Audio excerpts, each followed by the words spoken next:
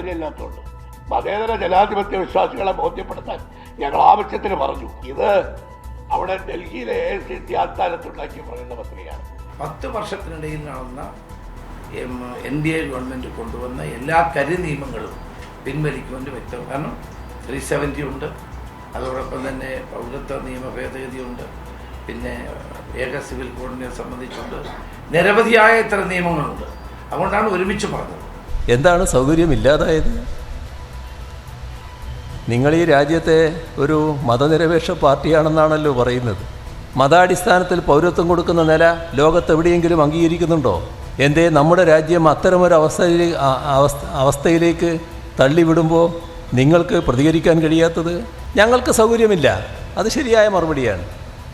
ആ സൗകര്യമില്ലായ്മ യഥാർത്ഥത്തിൽ സംഘപരിവാർ അജണ്ടയോടൊപ്പം ചേരുന്നതുകൊണ്ടല്ലേ, സംഘപരിവാർ മനസ്സിനോടൊപ്പം ചേരുന്നതുകൊണ്ടല്ലേ. അപ്പോൾ സംഘപരിവാർ മനസ്സിനോട് സമരസപ്പെടുന്ന അവസ്ഥയിലേക്ക് കോൺഗ്രസ് എത്തി എന്നല്ലേ അത് കാണിക്കുന്നത്. നമസ്കാരം. ന്യൂസ് ആൻഡ് വ്യൂസ് ആരംഭിക്കുന്നു. CAA പിൻവലിക്കുമെന്ന് പ്രകടന പത്രികയിൽ ഉൾപ്പെടുത്താൻ കോൺഗ്രസിന് സൗകര്യം ഇല്ലാത്തത് എന്തുകൊണ്ടാണ്? മാർക്സിസ്റ്റ് പാർട്ടി പറയുന്നതനുസരിച്ച് പ്രകടന പത്രിക തയ്യാറാക്കാൻ പറ്റില്ല എന്നാണ് MM ഹസൻ പറയുന്നത്. AICC ആസ്ഥാനത്ത് തയ്യാറാക്കിയ പ്രകടന പത്രികയാണത്രേ. അതാണ് സംശയം ബലപ്പെടുത്തുന്നത്. കോൺഗ്രസിൻ്റെ ഇന്ത്യയിലെ പ്രധാന ഓഫീസിൽ തയ്യാറാക്കിയ തെരഞ്ഞെടുപ്പ് പ്രകടന പത്രികയിൽ ഇന്ന് ഇന്ത്യ ഏറ്റവും കൂടുതൽ ചർച്ച ചെയ്യുന്ന വിഷയം ഉൾപ്പെടാതെ പോയത് സ്വാഭാവികമായി കാണുന്നു. രാജ്യത്തെ ന്യൂനപക്ഷങ്ങൾ ഉറ്റുനോക്കുന്ന പൗരത്വ ഭേദഗതി നിയമം തങ്ങൾ അധികാരത്തിൽ വന്നാൽ എടുത്തു കളയും എന്ന് കോൺഗ്രസിന് പറയാൻ പറ്റാത്തത് എന്തുകൊണ്ടാണ്? വയനാട്ടിൽ കൊടി ഉപേക്ഷിച്ച പാർട്ടി, നാഴികയ്ക്ക് 40 വട്ടം BJPയിലേക്ക് ഒഴുകുന്നവരുടെ വാർത്താ സമ്മേളനങ്ങൾ നടത്തുന്ന നേതാക്കന്മാരുടെ പാർട്ടി, BJP ഉയർത്തുന്ന വെറുപ്പിൻ്റെ രാഷ്ട്രീയത്തെ പ്രതിരോധിക്കാനാകാതെ പകച്ചു നിൽക്കുന്ന പാർട്ടി, അത്തരം ഒരു പാർട്ടി തെരഞ്ഞെടുപ്പിൽ ജനങ്ങളോട് തുറന്നു പറയണ്ടേ തങ്ങൾ അധികാരത്തിൽ വന്നാൽ CAAക്ക് എന്ത് സംഭവിക്കും എന്ന്? അത് പറയാതെ ഒളിച്ചുകളി നടത്തുന്ന കോൺഗ്രസ് BJPയിൽ നിന്ന് എങ്ങനെ വ്യത്യസ്തമാകും? ഭരണഘടനയെ രക്ഷിക്കാൻ, മതേതര ഇന്ത്യയെ തിരിച്ചു പിടിക്കാൻ 2019 കോൺഗ്രസിന് ആഞ്ഞുകുത്തിയവർക്ക് ഇക്കുറി അത് സാധിക്കുമോ? CAA റദ്ദാക്കാൻ കോൺഗ്രസിന് സൗകര്യമില്ലേ? എന്തുകൊണ്ട്? ന്യൂസ് ആൻഡ് വ്യൂസ് ചർച്ച ചെയ്യുന്നു. ഇന്ന് ചർച്ചയിൽ പങ്കെടുക്കുന്നവർ: CPIM നേതാവ് അഡ്വക്കേറ്റ് ഡോക്ടർ A സമ്പത്ത്, കോൺഗ്രസ് വക്താവ് അഡ്വക്കേറ്റ് സേനാപതി വേണു, പ്രമുഖ നിരീക്ഷകൻ ഡോക്ടർ KP പ്രേംകുമാർ എന്നിവർ. ഏറ്റവും ആദ്യം ശ്രീ സേനാപതി വേണു, മുഖ്യമന്ത്രി പറഞ്ഞത് താങ്കളും കേട്ടല്ലോ. എന്തുകൊണ്ടാണ് സൗകര്യം ഇല്ലാതാകുന്നത് കോൺഗ്രസ്സിന്? പൗരത്വ ഭേദഗതി നിയമം റദ്ദാക്കുമെന്ന് പ്രകടന പത്രികയിൽ എഴുതി വെക്കാൻ പറ്റാത്തത് എന്തുകൊണ്ട്? ചോദ്യങ്ങൾ ചോദിക്കുമ്പോൾ സൗകര്യമില്ലാത്തത് കൊണ്ട് എന്ന് പറയാനുള്ള ധൈര്യം എവിടെ നിന്ന്?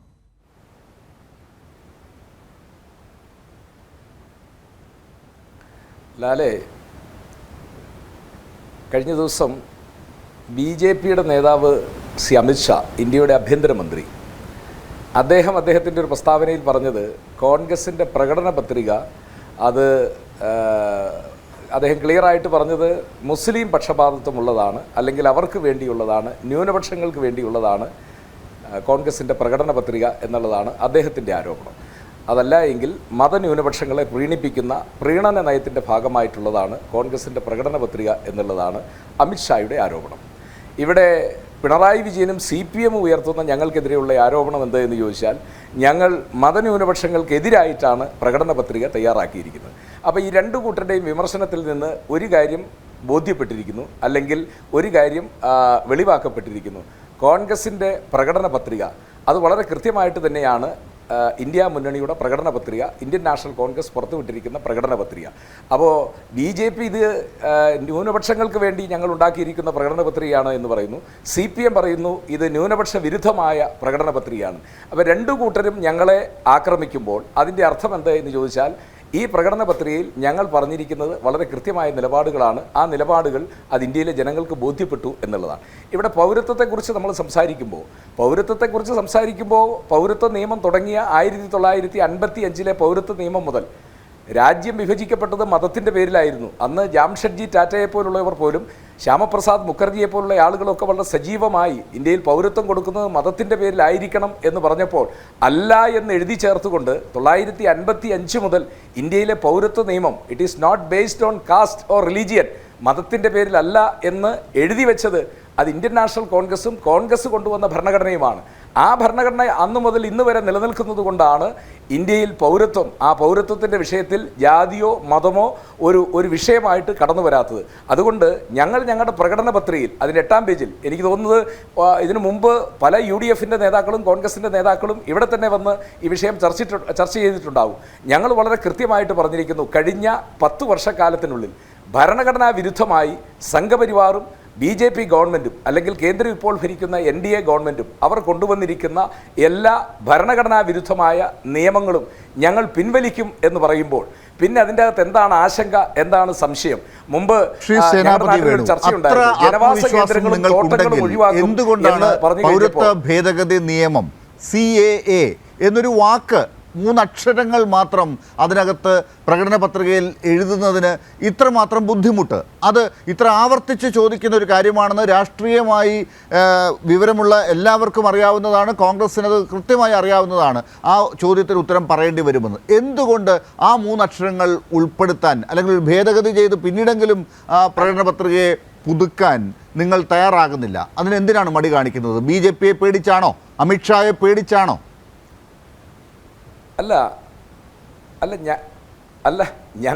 ഞങ്ങൾ എന്തിനാണ് അമിത്ഷായെ പേടിക്കുന്നത്? ഞങ്ങൾ എന്തിനാണ് BJPയെ പേടിക്കുന്നത്?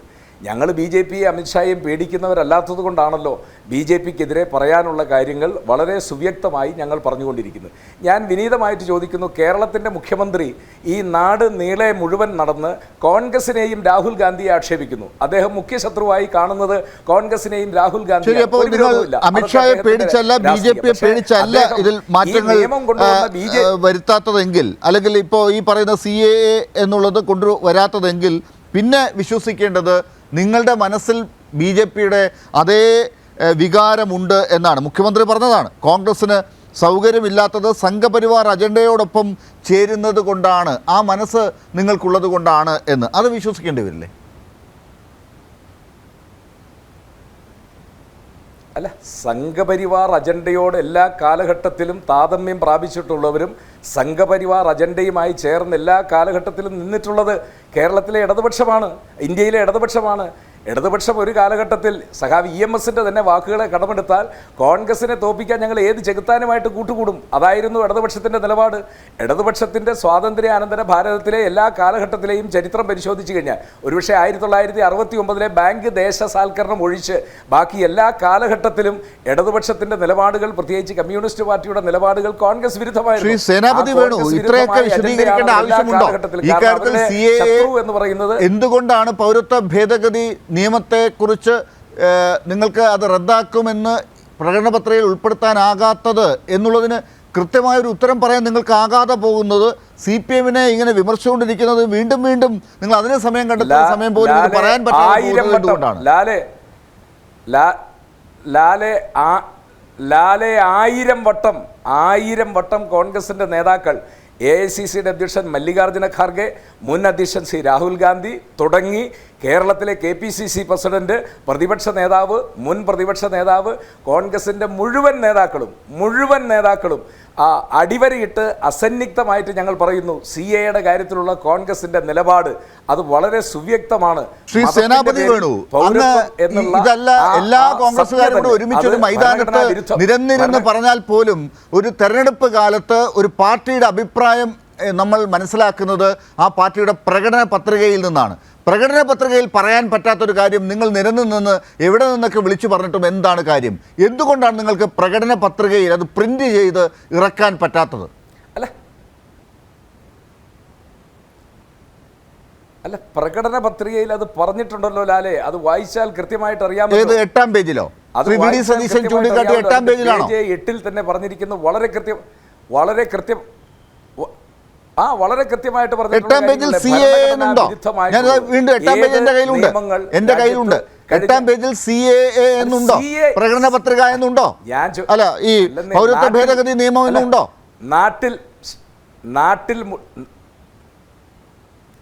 നാട്ടിൽ മുഴുവൻ സർവേ നടക്കുന്നു എന്ന് പറഞ്ഞാൽ പിന്നെ കാസിംകുട്ടിയുടെ പറമ്പിൽ സർവേ നടക്കുന്നു പ്രത്യേകിച്ച് പറയേണ്ട കാര്യമുണ്ടോ? ഇത് ഒരു രാജ്യത്ത് മുഴുവൻ നടക്കുന്ന നിയമത്തെക്കുറിച്ച് കോൺഗ്രസിൻ്റെ പ്രകടന പത്രികയിൽ വളരെ കൃത്യമായി പറഞ്ഞിരിക്കുന്നു. ഭരണഘടനാ വിരുദ്ധമായിട്ടുള്ള ഏത് നിയമവും കഴിഞ്ഞ 10 കൊല്ലത്തിനുള്ളിൽ പാസ്സാക്കപ്പെട്ടിട്ടുണ്ടെങ്കിൽ അത് ആർട്ടിക്കിൾ 370 ആണ് എങ്കിലും അതുപോലെ തന്നെ CAA ആയിട്ട് ബന്ധപ്പെട്ടതാണ് എങ്കിലും ഏക സിവിൽ കോഡുമായിട്ട് ബന്ധപ്പെട്ടത്, ഈ കാര്യങ്ങളിലെല്ലാം കോൺഗ്രസ് സുവ്യക്തമായ നിലപാട് ഭരണഘടനയിൽ പറഞ്ഞിട്ടുണ്ടല്ലോ. പിന്നെ ഞങ്ങൾ CAA എന്ന വാക്ക് മാത്രം പറഞ്ഞിട്ടില്ല എന്ന് കേരളം മുഴുവൻ പ്രചരിപ്പിച്ചുകൊണ്ട് ഇനിയിപ്പോൾ ആരുടെയെങ്കിലും വോട്ടുകൾ ശ്രീ പിണറായി വിജയന് കിട്ടുമെന്നുണ്ടെങ്കിൽ അദ്ദേഹം പിണറായി വിജയന് വോട്ട് കിട്ടുന്നത് പോട്ടെ, കോൺഗ്രസിന് പറയാനില്ല എന്നുള്ളതാണല്ലോ. നിങ്ങൾ എന്ത് ചോദിച്ചാലും ആര് ചോദിച്ചാലും പിണറായി വിജയനെ എന്തിനാണ് നിങ്ങൾ ആക്രമിക്കുന്നത്, ആ ഭാഗത്തേക്ക് പോകുന്നത്? നിങ്ങൾക്ക് മാധ്യമപ്രവർത്തകർ ചോദ്യങ്ങൾ ചോദിച്ചാലും പിണറായി വിജയനെയാണ് നിങ്ങൾക്ക് എടുത്തു വെക്കാനുള്ളത്. അതല്ലല്ലോ, നിങ്ങൾക്ക് എന്ത് പറയാനുണ്ട്? കോൺഗ്രസ് പാർട്ടിക്ക് CAA എന്ന് എന്തുകൊണ്ട് പറയാൻ പറ്റുന്നില്ല? അല്ല ലാലെ, CAA ബില്ല് പാർലമെൻറ്റിൽ വന്നു കഴിഞ്ഞപ്പോൾ ആ ബില്ലിനെ എതിർത്തുകൊണ്ട് നടന്ന ചർച്ച ഓപ്പൺ ചെയ്ത് ഇവിടെ ബഹുമാന്യായ മുൻ MP ശ്രീ A സമ്പത്തിരിപ്പുണ്ട്. അദ്ദേഹത്തിനറിയാമല്ലോ ആ ബില്ല് അതിനെതിരെയുള്ള ചർച്ച ഓപ്പൺ ചെയ്തുകൊണ്ട് സംസാരിച്ചത്. അതൊന്നുമല്ല വിഷയം, അതൊന്നുമല്ല. നമുക്കിന്ന് സമയത്തിന്റെ പ്രശ്നം കൂടി ഉള്ളത് കൊണ്ട് ശ്രീ സേനാപതി വേണു, പ്രകടന പത്രിക ഇത്രയൊക്കെ താങ്കൾ വിശദീകരിക്കുന്ന താങ്കൾക്ക് പ്രകടന പത്രികയിൽ എന്തുകൊണ്ട് ആ വാക്ക് വരുന്നില്ല എന്ന് പറയാൻ പറ്റുന്നില്ല. ഒരു തെരഞ്ഞെടുപ്പിൽ 2024 സമ്മതിദായകരുടെ മുമ്പിലേക്ക് ഒരു പാർട്ടി പോകുമ്പോൾ ആ പാർട്ടി എന്താണ് അധികാരത്തിൽ വന്നാൽ ചെയ്യാൻ പോകുന്നത് എന്ന് പറയുന്നത്, ഒരു രേഖ എന്ന് പറയുന്നത് പ്രകടന പത്രികയാണ്, ഇലക്ഷൻ മാനിഫെസ്റ്റോയാണ്. അതിനെ വില കുറച്ച് കാണിക്കേണ്ട ഒരു ആവശ്യവും ഒരു രാഷ്ട്രീയ പാർട്ടിക്കും, ഇന്ത്യ ഭരിച്ച ഒരു പാർട്ടിക്കും ഇല്ല. ഈ ഘട്ടത്തിൽ നിങ്ങളുടെ പ്രകടന പത്രികയെ നിങ്ങൾ തന്നെ തള്ളിപ്പറയുന്നു. അതിനേക്കാൾ ഞങ്ങളുടെ നേതാക്കൾ വന്ന് പറയുന്നുണ്ടല്ലോ എന്ന് പറയുന്നത് എത്ര വില കുറഞ്ഞൊരു ഏർപ്പാടാണ് എന്നുള്ളത് ശ്രീ സേനാപതി വേണുവിനെ പോലെ ഒരു നിയമവിദഗ്ധന് കൂടി ഞാൻ പറഞ്ഞു തരേണ്ടതുണ്ടോ? അല്ല ലാലെ, ഞങ്ങൾ ആ നിയമത്തെക്കുറിച്ച്, പൗരത്വ നിയമത്തെക്കുറിച്ച് ഞങ്ങളുടെ പ്രകടന പത്രികയിൽ വളരെ കൃത്യമായി അത് വായിക്കുന്ന ഏതാൾക്കും ബോധ്യപ്പെടുത്തുന്ന രീതിയിൽ ഞങ്ങൾ പ്രകടന പത്രികയിൽ പറഞ്ഞിരിക്കുന്നു. ഇനി നിങ്ങൾക്ക് ബോധ്യപ്പെടുന്നില്ല എങ്കിൽ നിങ്ങളിത് 26-ാം തീയതി തെരഞ്ഞെടുപ്പ് 25-ാം തീയതി വൈകുന്നേരം വരെ നിങ്ങൾ ചർച്ച ചെയ്താലും നിങ്ങൾക്കത് ബോധ്യപ്പെടുന്നില്ല എങ്കിൽ നിങ്ങളെ അത് ബോധ്യപ്പെടുത്താനായിട്ട് ഞങ്ങൾക്ക് കഴിയില്ല. അത് ഞങ്ങളുടെ നിസ്സഹായത ഞങ്ങൾ അവിടെ പ്രകടിപ്പിക്കുന്നു. പക്ഷേ ഈ രാജ്യത്തെ ജനങ്ങൾക്ക് മനസ്സിലാകത്തക്ക രീതിയിൽ, പൗരന്മാർക്ക് മനസ്സിലാകത്തക്ക രീതിയിൽ ഞങ്ങൾ വളരെ കൃത്യമായി പൗരന്മാർക്ക് മനസ്സിലാകുന്ന രീതിയിലാണ്. പക്ഷെ പൗരന്മാരല്ലാത്തവരുണ്ടെങ്കിൽ അവർക്ക് മനസ്സിലാകാൻ പറ്റുന്നില്ല എന്നുള്ള ഒരു പ്രശ്നം കൂടിയുണ്ട്. അങ്ങനെ എന്തെങ്കിലും ആശയക്കുഴപ്പമുള്ളവർക്ക് കോൺഗ്രസിൻ്റെ ഭരണഘടനയിൽ നിന്ന് പ്രശ്നങ്ങളുണ്ട്, കോൺഗ്രസിൻ്റെ പ്രകടന പത്രികയിൽ നിന്ന് പ്രശ്നങ്ങളുണ്ട് എന്ന് തന്നെയാണ് മനസ്സിലാക്കേണ്ടത്. ഞാൻ വരാം. ഡോക്ടർ സമ്പത്ത്, CAA എന്ന് എഴുതി വെച്ചാൽ മാത്രമേ, പൗരത്വ ഭേദഗതി നിയമം എന്ന വാക്ക് തന്നെ ഉണ്ടെങ്കിലേ അതിനെക്കുറിച്ച് മനസ്സിലാക്കേണ്ടതുണ്ട് പറ്റുകയുള്ളൂ എന്നുണ്ടോ എന്നാണ് ചോദിക്കുന്നത് അഡ്വക്കേറ്റ് സേനാപതി വേണു. അല്ലാതെ കോൺഗ്രസിൻ്റെ പ്രകടന പത്രിക വായിച്ചെടുത്താൽ അതിനകത്തിൻ്റെ ഉള്ള അന്തരാർത്ഥമൊക്കെ മനസ്സിലാക്കി ആളുകൾക്ക് വോട്ട് ചെയ്യാൻ പറ്റില്ലേ? പിന്നെന്താണ് നിങ്ങൾക്ക് മാത്രം സംശയം?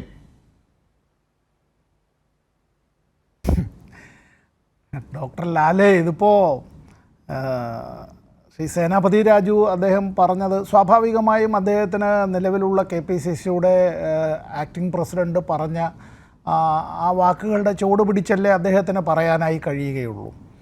അത് പറയുമ്പോൾ ശ്രീ MMS ഇന്ന് അദ്ദേഹം ഈ CPIMനെ കടന്നാക്രമിച്ചുകൊണ്ട് അങ്ങനെ ഞങ്ങൾക്ക് പറയാൻ സൗകര്യമില്ല എന്ന് അദ്ദേഹം പറഞ്ഞതും, ഞാൻ അവരുടെ അധികാരാവകാശങ്ങളൊന്നും ചോദ്യം ചെയ്യുകയല്ല. ഇപ്പോൾ നമ്മുടെ രാജ്യത്ത് ചർച്ച ചെയ്യപ്പെടുന്ന ഒരു പ്രധാനപ്പെട്ട വിഷയമെന്നത് പൗരത്വത്തെ സംബന്ധിച്ചുള്ളത്. എല്ലാ കാര്യങ്ങളും പ്രധാനപ്പെട്ടതാണ്. പട്ടിണി, ദാരിദ്ര്യം, തൊഴിലില്ലായ്മ, കോർപ്പറേറ്റുകൾക്ക് നമ്മുടെ പൊതുസ്വത്ത് തീരെഴുതുന്നത്, ഇലക്ട്രൽ ബോണ്ടുകളിൽ കൂടി ഇത്തരത്തിൽ നമ്മുടെ ഈ രാജ്യത്തുള്ള അഴിമതി ഭീകരമായ നിലയിൽ വളർന്നിട്ടുള്ളത്, ഒരു ഫ്രാങ്കൻസ്റ്റീനെ കെട്ടഴിച്ചു വിട്ടതിനേക്കാൾ ഭീകരമായ നിലയിലേക്ക് അത് അഴിമതിയെ നിയമവൽക്കരിക്കുന്ന, വ്യവസ്ഥാപിതമാക്കുന്നത്, അത് ഭരണഘടനാവൽക്കരിക്കുന്നതിലുള്ള ശ്രമത്തിലേക്കാണ് പോയത്. പാർലമെൻറ്റ് ആ വിധത്തിൽ പാസ്സാക്കിയ നിയമമാണെന്ന് പറഞ്ഞുകൊണ്ട് CPM ആണ് ഇത് ഒരേ ഒരു രാഷ്ട്രീയ പാർട്ടിയാണ് അതിൽ കക്ഷിയായി ചേർന്നിട്ടുണ്ടായിരുന്നത്. ജസ്റ്റിസ് ഭൂഷൻ്റെ വിധിന്യായത്തിൽ അത് ചീഫ് ജസ്റ്റിസ് അധ്യക്ഷനായ ബെഞ്ചിൽ തന്നെ അത് പറയുകയും ചെയ്തിട്ടുണ്ടായിരുന്നു. CPM one of the petitioners political party ഞങ്ങളുടെ മുന്നിലേക്ക് വന്നിട്ടുള്ളത്. അപ്പോൾ കോൺഗ്രസ്സിന് വേണമെങ്കിൽ ഇത്രയും വലിയ പ്രകടന പത്രികയൊന്നും ഇറക്കാതെ തന്നെ ഒറ്റ വാചകത്തിൽ ഈ വിഷയം പരിഹരിക്കാം. ഒറ്റ വാചകത്തിൽ ഞങ്ങൾ ഇന്ത്യയുടെ ഭരണഘടനയെ സംരക്ഷിക്കും എന്ന് മാത്രം പറഞ്ഞാൽ മതി. ഞങ്ങൾ ഇന്ത്യയുടെ ഭരണഘടനയെ സംരക്ഷിക്കും, ഈ പരിശുദ്ധ ഗ്രന്ഥത്തെ സംരക്ഷിക്കും, ഇതിൻ്റെ മൂല്യത്തെ സംരക്ഷിക്കും, ഇതിൻ്റെ സത്തയെ സംരക്ഷിക്കും, ഇതിൻ്റെ ജീവൻ നിലനിർത്തും എന്ന് പറഞ്ഞാൽ പിന്നെ എല്ലാ പ്രശ്നവും തീർന്നല്ലോ, വേറൊന്നും പറയേണ്ടതില്ലല്ലോ. എന്തുകൊണ്ടാണ് നമ്മളൊരു തെരഞ്ഞെടുപ്പ് വരുമ്പോൾ പ്രകടന പത്രിക ഒരു ഗ്രാമപഞ്ചായത്ത് തലം മുതൽ പാർലമെൻറ്റ് തെരഞ്ഞെടുപ്പ് വരെയുള്ള എല്ലാ തെരഞ്ഞെടുപ്പുകളിലും ഇലക്ഷൻ മാനിഫെസ്റ്റോ വരുന്നത്? ജനങ്ങളുമായി ബന്ധപ്പെട്ട ജീവൽ സംബന്ധിയായ വിഷയങ്ങൾ, പ്രാദേശികമായ വിഷയങ്ങളുണ്ടാകാം, സംസ്ഥാന തലത്തിലുള്ളതുണ്ടാകാം, രാജ്യത്ത് മൊത്തം ഉണ്ടാകുന്നതുണ്ടാകാം. നമ്മുടെ രാഷ്ട്രം എന്നത് ഒരു വാട്ടർ ടൈറ്റ് കമ്പാർട്ട്മെൻ്റ് ഒന്നുമല്ല. ലോകത്തിലെ ഒരു 180-ലധികം രാഷ്ട്രങ്ങളിൽ ഒന്ന് മാത്രമാണ്. ലോകത്തിൻ്റെ ഏത് കോണിലും ഉണ്ടാകുന്ന എന്തെല്ലാം അത്തരത്തിലുള്ള സംഭവവികാസങ്ങളും പ്രത്യാഘാതങ്ങളും നമ്മളെയും ബാധിക്കും, ഒരു സംശയവും വേണ്ട. ഇവിടെ കോൺഗ്രസ് വാസ്തവത്തിൽ എടുക്കേണ്ടിയിരുന്ന നിലപാടിൽ നിന്ന് പിന്നോട്ട് പോയി എന്നുള്ളത് ചർച്ച ചെയ്യപ്പെടുമ്പോൾ അതിൽ സഖാവ് പിണറായി വിജയനെ, CPIM-നെ, ഇടതുപക്ഷ ജനാധിപത്യ മുന്നണിയെ അത്തരത്തിൽ ഭത്സിച്ചിട്ട് അവരെ ചില നേതാക്കളെങ്കിലും, ഞാൻ ശ്രീ സേനാപതി രാജുവിനല്ല ഉദ്ദേശിച്ചത്, സേനാപതി വേണുവിനല്ല ഉദ്ദേശിച്ചത്, ശ്രീ സേനാപതി വേണുവിനോട് ക്ഷമിക്കണം, അദ്ദേഹത്തെ അല്ല ഞാൻ ഉദ്ദേശിച്ചത്. ചില കോൺഗ്രസ് നേതാക്കൾ, അതെ ശ്രീ സേനാപതി വേണു, ഞാൻ എൻ്റെ സ്ലിപ്പ് ഓഫ് ദ ടങ് ദയവായി ക്ഷമിക്കുക. അപ്പോൾ അദ്ദേഹത്തിനല്ല ഉദ്ദേശിച്ചത് ഈ ചില കോൺഗ്രസ് നേതാക്കളെങ്കിലും വല്ലാതെ ഈ സഭ്യമല്ലാത്ത രീതിയിൽ പോലും ചിലപ്പോൾ ഇടതുപക്ഷ നേതാക്കളെ അങ്ങനെ ആക്രമിക്കാറുണ്ട്. ഇവിടെ ഈ ഞാനൊരു 2 മിനിറ്റേ എടുക്കുന്നുള്ളൂ. പൗരത്വം എന്നത്, ഇത് പൗരത്വ ഭേദഗതി നിയമം എന്നുള്ളത് ഒരു ലഘുവായ ഒരു വിഷയമല്ല. ഇപ്പോൾ നമ്മൾ 2021 സെൻസസ് ഇതുവരെ നടത്തിയിട്ടില്ല. അത് ഇന്ത്യ ഗവൺമെൻറ്റിന് മാത്രമേ നടത്താനായി കഴിയൂ. ലോകത്തിലെ ഏറ്റവും വലിയ ബഹുകക്ഷി ജനാധിപത്യ വ്യവസ്ഥ നിലനിൽക്കുന്നതും ഇനി ലോകത്തിലെ ഏറ്റവും കൂടുതൽ ജനസംഖ്യ ഉള്ളത് ഇവിടെ ഈ NDA ഗവൺമെൻറ്റിൻ്റെ BJP നേതൃത്വത്തിലുള്ള ഗവൺമെൻറ്റിൻ്റെ കഴിവാണ് എന്നുള്ള നിലയിലേക്ക് അവർ കൊട്ടിഘോഷിക്കുന്നുണ്ടായല്ലോ, ഓർമ്മയില്ലേ? ലോകത്തിൽ ഏറ്റവും കൂടുതൽ ജനസംഖ്യയുള്ള രാജ്യം നമ്മളാണ് എന്നുള്ള നിലയിലേക്ക്. അപ്പോൾ ഇവിടെ 2011 ഏറ്റവും ഒടുവിലത്തെ സെൻസസ് നടന്നത്. കൃത്യമായി 10 കൊല്ലം കൂടുമ്പോൾ കനേഷുമാരി കണക്കെടുപ്പ് നടക്കണം. 2021 നടന്നിട്ടില്ല. ഇതുമായി ബന്ധപ്പെട്ടാണ് സാമൂഹ്യ സാമ്പത്തിക സർവേ നടക്കേണ്ടത്. ആ സാമൂഹ്യ സാമ്പത്തിക സർവേ നടത്തുന്നത് സംസ്ഥാനങ്ങൾക്ക് അധികാരമുണ്ടോ എന്നുള്ളൊരു ചോദ്യത്തിന് ഈ സുപ്രീം കോടതിയിൽ ഇന്ത്യ ഗവൺമെൻറ് നൽകിയ സത്യവാങ്മൂലത്തിൽ പറഞ്ഞുള്ള census or anything akin to അതുമായി താതാത്മ്യമുള്ള മറ്റൊരു തരത്തിലുള്ള കണക്കെടുപ്പുകളും നടത്താൻ പാടില്ല, സംസ്ഥാനങ്ങൾക്ക് അധികാരമില്ല എന്നുള്ളത്. അപ്പോൾ ഇനി ഈ സെൻസസുമായി ബന്ധപ്പെട്ട് നമ്മുടെ നാഷണൽ പോപ്പുലേഷൻ രജിസ്റ്റർ, ആ നാഷണൽ പോപ്പുലേഷൻ രജിസ്റ്ററുമായി ബന്ധപ്പെട്ട് നാഷണൽ സിറ്റിസൺസ് രജിസ്റ്ററുമായി ബന്ധപ്പെട്ടിട്ട് ഈ പൗരത്വ നിയമ ഭേദഗതി, ഇതൊരു വലിയ ഗുരുതരമായ ഒരു വിഷയമാണ്. ഞാനിപ്പോൾ ശ്രീ സേനാപതി വേണു പറഞ്ഞ ഒരു കാര്യത്തോട് ഞാൻ ഈ ഒരു ചർച്ചയിൽ ഞാൻ എൻ്റെ ഒരു സംശയം ചോദിക്കുകയാണ്. ശ്രീ ജംഷഡ്ജി ടാറ്റ അങ്ങനെ ഈ ഇന്ത്യ ഒരു മതരാഷ്ട്രമാകണം എന്ന് അദ്ദേഹം ആവശ്യപ്പെട്ടിരുന്നോ? മദൻ മോഹൻ മാളവ്യ മറ്റൊരു കാര്യം. ഇപ്പോൾ കാരണം ഒരു കാലത്ത് കോൺഗ്രസിനകത്ത് തന്നെയായിരുന്നു ഭരണകക്ഷിയും പ്രതിപക്ഷവുമെല്ലാം. പണ്ഡിറ്റ് ജവഹർലാൽ നെഹ്റുവിൻ്റെയും അതുപോലെ തന്നെ മഹാത്മാഗാന്ധിയുടെയും സർദാർ പട്ടേലിൻ്റെയും ഏറ്റവും വലിയ വിമർശകരായിരുന്നു ഡോക്ടർ അംബേദ്കർ. ആ ഡോക്ടർ അംബേദ്കർ തന്നെയാണ് നമ്മുടെ ഭരണഘടന എഴുതി ഉണ്ടാക്കാനുള്ള സമിതിയുടെ അധ്യക്ഷനായിരുന്നത്. അപ്പോൾ അതേ അന്നത്തെ കാലത്ത് തന്നെ മന്ത്രിയുമായിരുന്നല്ലോ മദൻ മോഹൻ മാളവ്യ. ഹിന്ദു മഹാസഭയുടെ പ്രവർത്തകർ കോൺഗ്രസിനകത്ത് തന്നെയല്ലേ പ്രവർത്തിച്ചിരുന്നത്? RSS ആയി മാറിയതിന് ശേഷവും അവർ കോൺഗ്രസിനകത്ത് തന്നെയല്ലേ പ്രവർത്തിച്ചിരുന്നത്? അതെല്ലാം നടന്നിരുന്ന കാര്യങ്ങൾ തന്നെയാണല്ലോ. മഹാത്മാഗാന്ധിയുടെ വധം നടന്നതിന് ശേഷം പലയിടത്തും ലഡു വിതരണം നടത്തിയതിൽ അത്തരത്തിൽ ഈ RSSകാരെന്ന് പറയുന്നവർ അവർ രാഷ്ട്രീയമായി പലരും കോൺഗ്രസ്സുകാരായിട്ടുണ്ടായിരുന്നവരുണ്ടായിരുന്നല്ലോ. അത്തരം കാര്യങ്ങളെ സംബന്ധിച്ചുള്ള ഇപ്പം ഞാനിത് ഇപ്പോൾ ഈ CPIM ഈ കാര്യത്തെ സംബന്ധിച്ചിടത്തോളം ഇപ്പോൾ BJP അല്ലെങ്കിൽ ഇന്ത്യയുടെ ആഭ്യന്തരമന്ത്രിയോ പ്രധാനമന്ത്രിയോ കോൺഗ്രസിനെ വിമർശിക്കുന്നു എന്ന് പറയുന്നു, CPIM വിമർശിക്കുന്നു എന്ന് പറയുന്നു.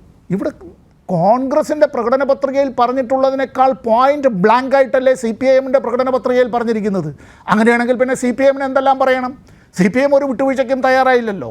ഇവിടെ ജമ്മു കാശ്മീരിലെ ഒരു കാര്യം കൂടി പറഞ്ഞു. ജമ്മു കാശ്മീരിലെ ആ പ്രത്യേക പദവി എന്നത് അനുച്ഛേദം 370 എന്നുള്ളത് ഈ മുമ്പ് സർ CP രാമസ്വാമി അയ്യർ, ഞാനെല്ലാം തിരുവിതാംകൂറുകാരുടെ ഭാഗമായിട്ടുള്ള തിരുവനന്തപുരം ജില്ലക്കാരാണ്, അപ്പോൾ ഈ സ്വതന്ത്ര തിരുവിതാംകൂർ വാദം അങ്ങനെ CP രാമസ്വാമിയെ ഉന്നയിക്കുമ്പോൾ അതിനെതിരായിട്ടുള്ള പ്രക്ഷോഭമല്ല നടത്തുന്നത്. അതിൻ്റെ വലിയ പ്രക്ഷോഭത്തിൻ്റെ പരിസമാപ്തിയായിട്ടാണ് പുന്നപ്ര വയലാർ സമരമടക്കം നടക്കുന്നത്. ജമ്മു കാശ്മീർ സംസ്ഥാനത്ത് ജനങ്ങളാണ് അന്ന് ഷെയ്ഖ് അബ്ദുള്ള ഷെയറി കാശ്മീരിൻ്റെ നേതൃത്വത്തിലാണ് വലിയ പ്രക്ഷോഭമെല്ലാം നടക്കുന്നത്.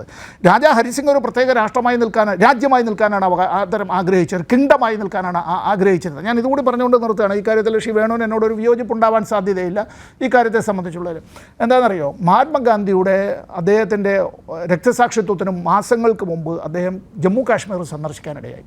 ശ്രീ പ്രേംകുമാറും ഈ കാര്യം ഓർക്കുന്നുണ്ടാവും. അദ്ദേഹം അവിടെ പോകുന്നതിൻ്റെ പ്രധാനപ്പെട്ട ഒരു കാരണം അതിർത്തി ഗാന്ധി ഖാൻ അബ്ദുൾ ഗാഫർ ഖാൻ്റെ അദ്ദേഹത്തിൻ്റെ ക്ഷണമായിരുന്നു.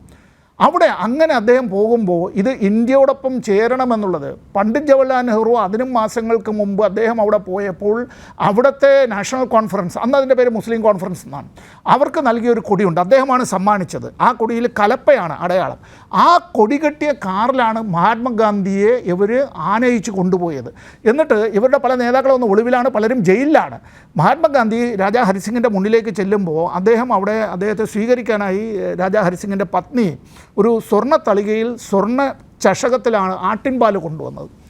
ഗാന്ധിജി എണീറ്റ് നിന്ന് ആ യുവതിയോട് കൈകൂപ്പി പറഞ്ഞത്, മകളെ, പ്രജകൾ ദുഃഖിതരായിട്ടുള്ള ഒരു രാജ്യത്ത് നിന്ന്, ആ രാജാവിൻ്റെ കുടുംബത്തിൽ നിന്ന് ഗാന്ധി പാല് വാങ്ങി കുടിക്കാറില്ല, ക്ഷമിക്കണം. നമ്മൾ ജമ്മു കാശ്മീരിൻ്റെ വിഷയവുമായി ബന്ധപ്പെട്ട് എന്താ ഞാനിത് പറഞ്ഞതെന്ന് ചോദിച്ചാൽ, രാജ്യസഭയിലെ കോൺഗ്രസിൻ്റെ ചീഫ് വിപ്പായിരുന്ന ഒരാളിനെ ഓർമ്മയുണ്ടല്ലോ, ഭുവനേശ്വർ കാളിത്ത എന്നാണ് അദ്ദേഹത്തിൻ്റെ പേര്. ഭുവനേശ്വർ കാളിത്ത. ഞാൻ ഒരേ പാർലമെൻ്ററി കമ്മിറ്റിയിൽ അംഗങ്ങളായിരുന്ന ആളുകൾ കൂടിയാണ്.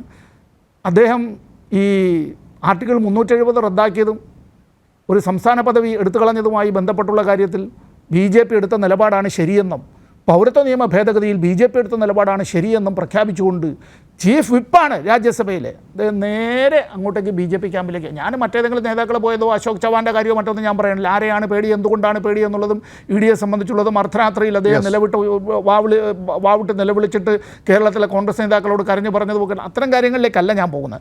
രാഷ്ട്രീയ നിലപാട് എന്നുള്ളത് നിശ്ചയദാർഢ്യത്തോടുകൂടി രാഷ്ട്രീയ നിലപാടായിരിക്കണം. സംഘപരിവാറിൻ്റെ മുന്നിൽ മുട്ടുമടക്കുന്ന നിലയിലും ഒരു മൃദുഹിന്ദുത്വ നിലപാടും നമുക്ക് കൈക്കൊള്ളാനായി കഴിയില്ല. ഒരു മതനിരപേക്ഷ പാർട്ടി അക്കാര്യത്തിൽ നെഞ്ചുവിരിച്ച് നിന്നുകൊണ്ട് പറയണം. ഇപ്പോൾ കോൺഗ്രസ് ഇന്ത്യയിലെ ഒരു വലിയ പാർട്ടിയാണ്, ചെറിയ പാർട്ടിയാണെന്നൊന്നും ഞാൻ പറയുന്നില്ല. ആ പാർട്ടി മഹാത്മാഗാന്ധിയുടെ പാരമ്പര്യം മുതൽ ഇങ്ങേ അറ്റത്തേക്ക് നമ്മൾ വരുമ്പോൾ, ഈ തെരഞ്ഞെടുപ്പിലേക്ക് വരുമ്പോൾ, ഇവിടെ 18ാം ലോക്സഭാ തെരഞ്ഞെടുപ്പിൽ കൃത്യമായി മതനിരപേക്ഷത ഉയർത്തിപ്പിടിക്കുന്നതിന് മറ്റ് മതനിരപേക്ഷ പാർട്ടികളെയും ഇടതുപക്ഷ പാർട്ടികളെയും പ്രാദേശിക പാർട്ടികളൊക്കെ ആയിക്കോട്ടെ എല്ലാത്തിനെയും ചേർത്ത് പിടിക്കുന്നതായിട്ടുള്ള ഒരു നിലയിലാണല്ലോ വരേണ്ടത്. അങ്ങനെ അല്ലല്ലോ വരുന്നത്. ശരി, ഞാൻ വരാം ഡോക്ടർ സമ്പത്ത്. ഡോക്ടർ പ്രേംകുമാർ, ഇത് കോൺഗ്രസിൻ്റെ ഒരു നിലപാടിൻ്റെ പ്രശ്നമാണ്, നിലപാട് അവർക്ക് പറയാനുള്ള ഭയം കൊണ്ടാണ് അത് പറയാത്തത് എന്നൊക്കെ വ്യാഖ്യാനിക്കുമ്പോഴും ഇപ്പോൾ ഡോക്ടർ സമ്പത്ത് ഏറ്റവും ഒടുവിൽ ചൂണ്ടിക്കാട്ടിയ ഒരു കാര്യമുണ്ട്. ഇത് നിലപാടിൻ്റെ പ്രശ്നമാണോ എന്ന് സംശയമുണ്ടാകുന്നത് അവിടെയാണ്. നിലപാടുകൾ ഇത് തന്നെ ഉള്ള അനേകം ആളുകൾ കോൺഗ്രസ്സിലുണ്ട് എന്നത് ഒരു പ്രശ്നമാണോ? അതുകൊണ്ട് തന്നെ മുഖ്യമന്ത്രി പറഞ്ഞതുപോലെ സംഘപരിവാറിൻ്റെ മനസ്സുള്ളവർ കോൺഗ്രസ്സിൽ ധാരാളമുണ്ടല്ലോ എന്നുള്ളത് കൊണ്ട് കോൺഗ്രസ്സിന് ഈ പ്രകടന പത്രികയിൽ പോലും CAA എന്ന വാക്ക് ഉപയോഗിക്കാൻ പറ്റുന്നില്ല എന്നാണോ വായിച്ചെടുക്കേണ്ടത്? എന്താണ് താങ്കളുടെ നിരീക്ഷണം? അതായത് ഈ ചോദ്യം ആദ്യമായിട്ടല്ല പത്രപ്രവർത്തകർ കോൺഗ്രസ് നേതാക്കളുടെ മുന്നിൽ വെക്കുന്നത്. AICC പ്രസിഡന്റായിട്ടുള്ള ഖാർഗെയോട് ചോദിച്ചിട്ടുണ്ട്. അന്ന് അദ്ദേഹം ഇതുപോലെ തന്നെ ഒരു തർക്കുത്തര പറഞ്ഞു. എന്താണ്, ഞാൻ രാത്രി ഒന്ന് ഉറങ്ങിയിട്ട് പറയാമെന്നോ രാത്രി പറയാമെന്നോ എന്തായിരുന്നു പറഞ്ഞിരുന്നത്? ഇലക്ഷൻ മാനിഫെസ്റ്റോ നേരം വെളുത്തിട്ട് രാത്രി ഒന്ന് മാറി പകലായിട്ട് നാളെ ആയിട്ട് പറയാമെന്ന്. അതെ, നാളെ ആയിട്ട് പറയാമെന്നാണ് ചോദിക്കുന്നവരെ പരിഹസിക്കുകയായിരുന്നു അദ്ദേഹം ചെയ്തത്. KC വേണുഗോപാൽ പറഞ്ഞത് നിങ്ങൾ വിചാരിക്കുന്ന സാധനം ഞങ്ങൾ പറയുമെന്ന് വിചാരിക്കേണ്ട എന്നായിരുന്നു. VD സതീശൻ പറഞ്ഞത് സാധാരണ പോലെ പിണറായി വിജയൻ പറയുന്ന പോലെ അല്ല ഞങ്ങൾ എഴുതുക എന്നുള്ളതാണ്. MMSN സത്യത്തിൽ കുറച്ചുകൂടി സത്യസന്ധമായിട്ട് ഇത് പറഞ്ഞിട്ടുണ്ടെന്നാണ് ഞാൻ മനസ്സിലാക്കുന്നത്. അദ്ദേഹം 2 കാര്യങ്ങളാണ് പറഞ്ഞു. ഒന്ന്, ഇത് കേരളത്തിൽ നിന്ന് എഴുതിയുണ്ടാക്കുന്നതല്ല, ഇത് ഡൽഹിയിൽ നിന്ന് എഴുതിയുണ്ടാക്കുന്നതാണ്. അപ്പൊ ഡൽഹി ഓൾ ഇന്ത്യ തലത്തിൽ കോൺഗ്രസിന്റെ ഒരു നിലനിൽപ്പുമായി ബന്ധപ്പെട്ട കാര്യങ്ങളെ ഇതിൻ്റെ അകത്ത് വരാൻ പറ്റുള്ളൂ, നിങ്ങൾ വിചാരിക്കുന്ന പോലെ അല്ല എന്നാണ്. രണ്ടാമത് അദ്ദേഹം പറഞ്ഞത് എന്താ വെച്ചാൽ ഞങ്ങൾക്ക് സൗകര്യമില്ല എന്നാണ്. ഈ സൗകര്യമില്ല എന്നുള്ള വർത്താനം നമുക്ക് ഭയങ്കര ഒഫെൻസീവ് ആയിട്ടുള്ള ഒരു സാധനമായിട്ട് എടുക്കാം. ഇപ്പം കവിത എഴുതുന്നതിനെ പറ്റി ബാലേന്ദ്രൻ ചുള്ളിക്കാടിനോട് ചോദിച്ചപ്പം സൗകര്യമില്ല എന്ന് പറഞ്ഞിരുന്നു. അത് നിങ്ങൾ ഒരാൾ എന്നെ ചോദ്യം ചെയ്യേണ്ട എന്നുള്ള ഗംഭീരമായ വർത്തമാനമാണത്. അതേസമയം ശരിക്കും സൗകര്യം ഇല്ലാഞ്ഞിട്ടും ആളുകൾ പറയും ഞങ്ങൾക്ക് അതിനുള്ള സൗകര്യമില്ല എന്ന്. ഇവിടെ അതിനുള്ള സൗകര്യമില്ല എന്ന്. ആ അർത്ഥത്തിൽ MMS പറഞ്ഞത് സത്യമാണെന്ന് ഞാൻ വിചാരിക്കുന്നത്. കോൺഗ്രസിന് CAA എന്താ പറയാ അമെൻമെന്റ് വിഷയം മെൻഷൻ ചെയ്യാനുള്ള സൗകര്യം ഇല്ല. അവർക്കത് ഭയമാണ്. ആ സാധനം അഡ്രസ് ചെയ്യാൻ ഭയമാണ്. സേനാപതി വേണു പറഞ്ഞ രണ്ട് കാര്യങ്ങളെ ഞാൻ വളരെ ബഹുമാനത്തോടെ അംഗീകരിക്കുന്നു. ഒന്ന്, കോൺഗ്രസിന്റെ നേതൃത്വത്തിലുള്ള കോൺഗ്രസ് ഭരിക്കുന്ന കാലത്താണ് ഈ ഭരണഘടന എഴുതി ഉണ്ടാക്കിയിട്ടുള്ളത്. ആ ഭരണഘടന നിൽക്കുന്നത് കൊണ്ടാണ് ഇന്ന് നിങ്ങൾ ഞാനിവിടെ സംസാരിക്കുന്നത്, ഇങ്ങനെ ഒരു തെരഞ്ഞെടുപ്പ് പേരിനെങ്കിലും നടക്കുന്നത്. അത് കോൺഗ്രസ് തന്നെയാണ് നേതൃത്വം വഹിച്ചത്, സത്യമാണ്. പക്ഷേ ഈ കാര്യം കോൺഗ്രസിലെ എല്ലാ ആൾക്കാർക്കും ഓർമ്മയുണ്ടോ എന്നുള്ളതാണ് പ്രശ്നം. രണ്ടാമത് പക്ഷെ അദ്ദേഹം പറയുന്നത്, അദ്ദേഹത്തിന്റെ ഒരു ലോജിക് ഉണ്ടല്ലോ, അതായത് രാജ്യത്തിൽ മൊത്തം സെൻസസ് നടക്കുന്നു എന്ന് പറയുമ്പോൾ അലവിക്കുട്ടിയുടെ പറമ്പിൽ സെൻസസ് നടക്കുന്നു എന്ന് പറയേണ്ട ആവശ്യമില്ലല്ലോ, ഭരണഘടനാ മൂല്യങ്ങൾക്ക് നിരക്കാത്തതെല്ലാം തിരുത്തും എന്ന് പറഞ്ഞാൽ അത് വേണ്ടതില്ലോ എന്ന്. പക്ഷേ ഈ ലോജിക്ക് കോൺഗ്രസിന്റെ മറുപടി പറയാൻ വേണ്ടി പറഞ്ഞു കൊടുക്കുന്ന ഈ ലോജിക്ക് പൊളിയുന്നത് ഇവരുടെ ഇലക്ഷൻ മാനിഫെസ്റ്റോ വായിക്കുമ്പോൾ തന്നെയാണ്. കാരണം ഇതേ ഇലക്ഷൻ മാനിഫെസ്റ്റോയിൽ 1, 2, 3, 4, 5 ആക്ടുകൾ സ്പെസിഫിക് ആയിട്ട് മെൻഷൻ ചെയ്യുന്നുണ്ട്. Scheduled tribes prevention of atrocities act 1989 will be enforced എന്ന് ഈ പ്രകടന പത്രിക പറയുന്നുണ്ട്. Forest rights act 2006 national mission will be set up for effective implementation എന്ന് പറയുന്നുണ്ട്. Central panchayat extension to scheduled areas act 1996 PESA എന്ന് പറയുന്ന സാധനം എൻഷുർ ചെയ്യുന്നു പറയുന്നുണ്ട്. Maintenance and welfare of parents and senior citizens act 2007 അത് റിവ്യൂ ചെയ്യുന്നു പറയുന്നുണ്ട്. രോഹിത് വെമുല ആക്ട് എനാക്ട് ചെയ്യുന്നു പറയുന്നുണ്ട്. 1, 2, 3, 4, 5 ആക്ടുകൾ കൃത്യമായി മെൻഷൻ ചെയ്യുന്ന പ്രകടന പത്രികയിലാണ് ഇന്നത്തെ ഇന്ത്യ ഏറ്റവും ഗൗരവമായി ചർച്ച ചെയ്യുന്ന ഇന്ത്യയുടെ ഭരണഘടനയ്ക്ക് നേർവിരുദ്ധമായിട്ടുള്ള ജാതി അടിസ്ഥാനത്തിൽ മത അടിസ്ഥാനത്തിൽ സിറ്റിസൺഷിപ്പ് കൊടുക്കുക എന്നുള്ളത് ഒരിടത്തും ആശാസ്യമല്ലാത്ത, ഇന്ത്യൻ ഭരണഘടന ഒരിക്കലും മെൻഷൻ ചെയ്തിട്ടില്ലാത്ത, ഇന്ത്യൻ ഭരണഘടനയുടെ ഇന്ത്യൻ സെക്യുലർ സൊസൈറ്റിയുടെ മുഴുവൻ സത്തയും ചോർത്തിക്കളയുന്ന സംഘപരിവാരത്തിന്റെ അജണ്ടയുടെ ഭാഗമായിട്ട് 2004 വാജ്പേയി കൊണ്ടുവന്ന അമെൻമെന്റും 2019 മോദിയുടെ നേതൃത്വത്തിൽ കൊണ്ടുവന്നിട്ടുള്ള CAA അമെൻമെന്റും ഇവിടെ പറഞ്ഞതുപോലെ NPR NCR സംഗതികളിലൂടെയും വരുത്തുന്ന മാറ്റത്തെ പറ്റിയിട്ട് സ്പെസിഫിക് ആയിട്ട് പറയാൻ കോൺഗ്രസിന് പറ്റുന്നില്ല എന്നുള്ളത് ഏറ്റവും ദയനീയമായ കാര്യമാണ്. ഈ ഇഷ്യൂവിനെ ഫേസ് ചെയ്യാൻ, അഡ്രസ് ചെയ്യാൻ, റെസിസ്റ്റ് ചെയ്യാൻ, സംഘപരിവാരം ഉയർത്തുന്ന ഈ ഭീഷണി റെസിസ്റ്റ് ചെയ്യാൻ ഇന്നത്തെ കോൺഗ്രസിന് പറ്റുന്നില്ല എന്നുള്ളത് അത് കോൺഗ്രസിന്റെ മാത്രം സങ്കടമല്ല, അത് CPM-ന് കുഴപ്പമുണ്ട് എന്നുള്ളത് കൊണ്ടോ CPM-ന്റെ അകത്ത് പ്രശ്നമുണ്ടോ ഉണ്ട് എന്നോ ചൂണ്ടിക്കാണിച്ച് നിങ്ങൾക്ക് പറയാൻ പറ്റുന്ന കാര്യമല്ല. കാരണം ഇന്ത്യയിൽ ഇപ്പോഴും എന്തുകൊണ്ടും NDA കഴിഞ്ഞാൽ ഏറ്റവും പ്രധാനപ്പെട്ട പ്രതീക്ഷയായി നിൽക്കുന്ന ഏറ്റവും വലിയ പ്രസ്ഥാനമാണ്, ഏറ്റവും വലിയ പാർട്ടി തന്നെയാണ് കോൺഗ്രസ്. അത് എത്തിച്ചേർന്നിരിക്കുന്ന 112 MP-മാരെ, 80 MLA-മാരെ, 12 മുൻ മുഖ്യമന്ത്രിമാരെ BJPക്ക് സംഭാവന ചെയ്തിട്ടുള്ള ഒരവസ്ഥയിലേക്ക് എത്തിയ കോൺഗ്രസിന്റെ ദയനീയമായ അവസ്ഥയാണ് ഇത് തെളിയിക്കുന്നത്. അതുകൊണ്ട് അങ്ങനെ ആ ചോദ്യം ആളുകൾ ചോദിക്കുമ്പം ഇവിടെയുള്ള കോൺഗ്രസിൽ വിശ്വാസമുള്ള, ഇന്ത്യയുടെ സെക്യുലർ ക്രെഡൻഷ്യൽസിൽ വിശ്വാസമുള്ള ആളുകൾ ഈ ചോദ്യം ചോദിച്ചു കൊണ്ടേയിരിക്കും. CAA വിഷയത്തിൽ നിങ്ങളുടെ നിലപാട് എന്താണ്? അത് സ്പെസിഫിക് ആയിട്ട് പറഞ്ഞേ മതിയാവുള്ളൂ. അത് ചോദിക്കുന്ന സമയത്ത് CPM അങ്ങനെ ചെയ്തില്ലല്ലോ, CPM പറയേണ്ടതല്ലോ എന്ന് പറയുന്നത് ഒരിക്കലും ശരിയല്ല. പിന്നെ ഈ കോൺഗ്രസിന്റെ ക്യാമ്പയിനിൽ ഞാൻ മനസ്സിലാക്കുന്ന സേനാപതി വേണു പറയുന്നത് കോൺഗ്രസ് മൊത്തം ഇതിനെ നേരിടാൻ ഉപയോഗിക്കുന്ന ഒരു കാര്യമായിരിക്കും. അതായത് ഞങ്ങളുടെ മാനിഫെസ്റ്റോ വന്നപ്പം മുസ്ലിം പ്രീണനം, മൈനോറിറ്റി പ്രീണനമാണെന്ന് BJP കുറ്റം പറഞ്ഞു, മൈനോറിറ്റി അഡ്രസ് ചെയ്യുന്ന കാര്യങ്ങൾ ശരിയല്ല, ഇല്ല എന്ന് CPM കുറ്റം പറയുന്നു. അതുകൊണ്ട് ഞങ്ങളുടെ പ്രകടന പത്രിക ശരിയാണ്. ദയവ് ഇത് കോൺഗ്രസ് നിങ്ങളുടെ നിലപാടുകൾ വ്യക്തമാക്കി പറയേണ്ടത് നിങ്ങളുടെ പൊളിറ്റിക്സിന്റെ പുറത്ത് നിന്നിട്ടാണ്. അതായത് നിങ്ങളുടെ മാനിഫെസ്റ്റോനെ പറ്റി BJP-യുടെ ആക്ഷേപം ഒന്നാണ്, CPM-ന്റെ ഇടതുപക്ഷ പാർട്ടികളുടെ സെക്യുലറിസ്റ്റ് ആയിട്ടുള്ള ആളുകളുടെ ആക്ഷേപം മറ്റൊന്നാണ്. ഇത് നമ്മൾ വയനാട്ടിലെ കേസിലും കണ്ടിട്ടുള്ളതാണ്. എന്തുകൊണ്ട് പച്ച നിറമുള്ള പാകിസ്ഥാൻ ഫ്ലാഗിനോട് സിമിലാരിറ്റിയുള്ള ലീഗിന്റെ കൊടി ഉപയോഗിക്കുന്നു എന്നുള്ളത് പ്രചരിപ്പിക്കുകയായിരുന്നു BJP കഴിഞ്ഞ തവണ ചെയ്തത്. ഇത്തവണയും അവരതാണ് ചെയ്യാൻ ശ്രമിച്ചത്. CPM-ഉം പിണറായി വിജയൻ ചോദിച്ചത് എന്തുകൊണ്ട് നിങ്ങൾ കൊടി ഒളിപ്പിച്ചു എന്നുള്ളതായിരുന്നു. ഈ കോൺഗ്രസിന്റെ വാട്സ്ആപ്പ് ഗ്രൂപ്പുകളിൽ പ്രചരിപ്പിക്കുന്നത് നമ്മൾ കൊടി ഉപയോഗിക്കാത്തതിന്, കോൺഗ്രസിന്റെയും ലീഗിന്റെയും കൊടി ഉപയോഗിക്കാത്തതിന് CPM-ഉം BJP-യും കുറ്റം പറയുന്നു. അതുകൊണ്ട് നമ്മൾ ശരിയാണ്. ഇത്തരം ഫോൾസ് ആർഗ്യുമെന്റ്സ് ഒരു ചെറിയ വകതിരിവുള്ള ആളുകളുടെ ഇടയിൽ പോലും നിങ്ങൾക്ക് കൺവിൻസ് ചെയ്യിക്കാൻ പറ്റില്ല എന്ന് മനസ്സിലാക്കുക. അതായത് ആളുകൾക്കെല്ലാം ഇത്തരം പൊളിറ്റിക്സ് ഒക്കെ അറിയാൻ പറ്റുന്ന കേരളത്തിൽ പ്രത്യേകിച്ചും ആ ഒരു ലെവലിലേക്ക് എത്തിയിട്ടുണ്ട്. അതുകൊണ്ട് ഇത്തരത്തിലുള്ള ഉഡായിപ്പ് വർത്തമാനങ്ങൾ പറഞ്ഞാൽ പിടിച്ചു നിൽക്കാനാവില്ല. നിങ്ങൾ പോലും ഇത് പറയുമ്പം അനുഭവിക്കുന്ന പ്രശ്നം വളരെ വളരെ വളരെ വലുതാണ്. അതിനേക്കാൾ രസമായിട്ട് ഒറ്റ കാര്യം കൂടി ഞാൻ പറഞ്ഞോട്ടെ. കേരളം മുഴുവൻ വെച്ചിരിക്കുന്ന UDF-ന്റെ വലിയൊരു ഹോർഡിങ്ങിന്റെ അകത്തുള്ള ഒരു ക്യാപ്ഷൻ കണ്ട് ഞാൻ ചിരിച്ചു പോയിട്ടുണ്ട്. മൂക്കത്ത് വിരൽ വെച്ച് പോയിട്ടുണ്ട്. അതിൽ പറയുന്നത് ഇലക്ടറൽ ബോണ്ട് അഴിമതിയിലൂടെ കോടികൾ തട്ടിയെടുത്തു എന്നാണ്. എന്നിട്ട് താഴെ എഴുതിയിരിക്കുകയാണ് ഇത് മതിയെന്ന്. ഇതിന്റെ രസം എന്താ വെച്ചാൽ 6000 കോടി BJP-യും 1500 കോടി കോൺഗ്രസും തട്ടിയെടുത്തിട്ടുണ്ട്. എന്നിട്ടും ഇവർ പ്രചരിപ്പിക്കുന്നുണ്ട് ഇലക്ട്രൽ ബോണ്ടിലൂടെ കോടികൾ തട്ടിയെടുത്തു, ഇനി അവസാനിപ്പിക്കണം. കേരളത്തിൽ ക്യാമ്പയിൻ നടത്തുന്നത്. അതുകൊണ്ട് എന്താണ് വാസ്തവം, എന്താണ് പറയുന്നത്, എന്താണ് പറയേണ്ടത് എന്നുള്ളതിനകത്ത് അതിഭീകരമായ ആശയക്കുഴപ്പങ്ങൾ ഉണ്ടാവുകയും സ്പെസിഫിക് ആയിട്ട് ചോദ്യങ്ങൾ മാധ്യമപ്രവർത്തകർ വളരെ വളരെ വളരെ കുറച്ചു മാത്രമേ അത്തരം ചോദ്യങ്ങൾ ചോദിക്കുന്നുള്ളൂ. കേരളത്തിൽ പ്രത്യേകിച്ചും ഒരുവിധം മീഡിയ മുഴുവൻ UDF-നെ സപ്പോർട്ട് ചെയ്തുകൊണ്ട് നിൽക്കുന്ന അവസ്ഥയിലാണ്. ആരെങ്കിലും ചോദ്യം ചോദിച്ചാൽ അതിനുടനെ പിണറായി വിജയനെ നെഞ്ചത്ത് കയറിയിട്ട് അതിന് മറുപടി പറയാൻ ശ്രമിക്കുക എന്നുള്ളതാണ്. ഇത് ആളുകൾ കേൾക്കുന്നുണ്ട്.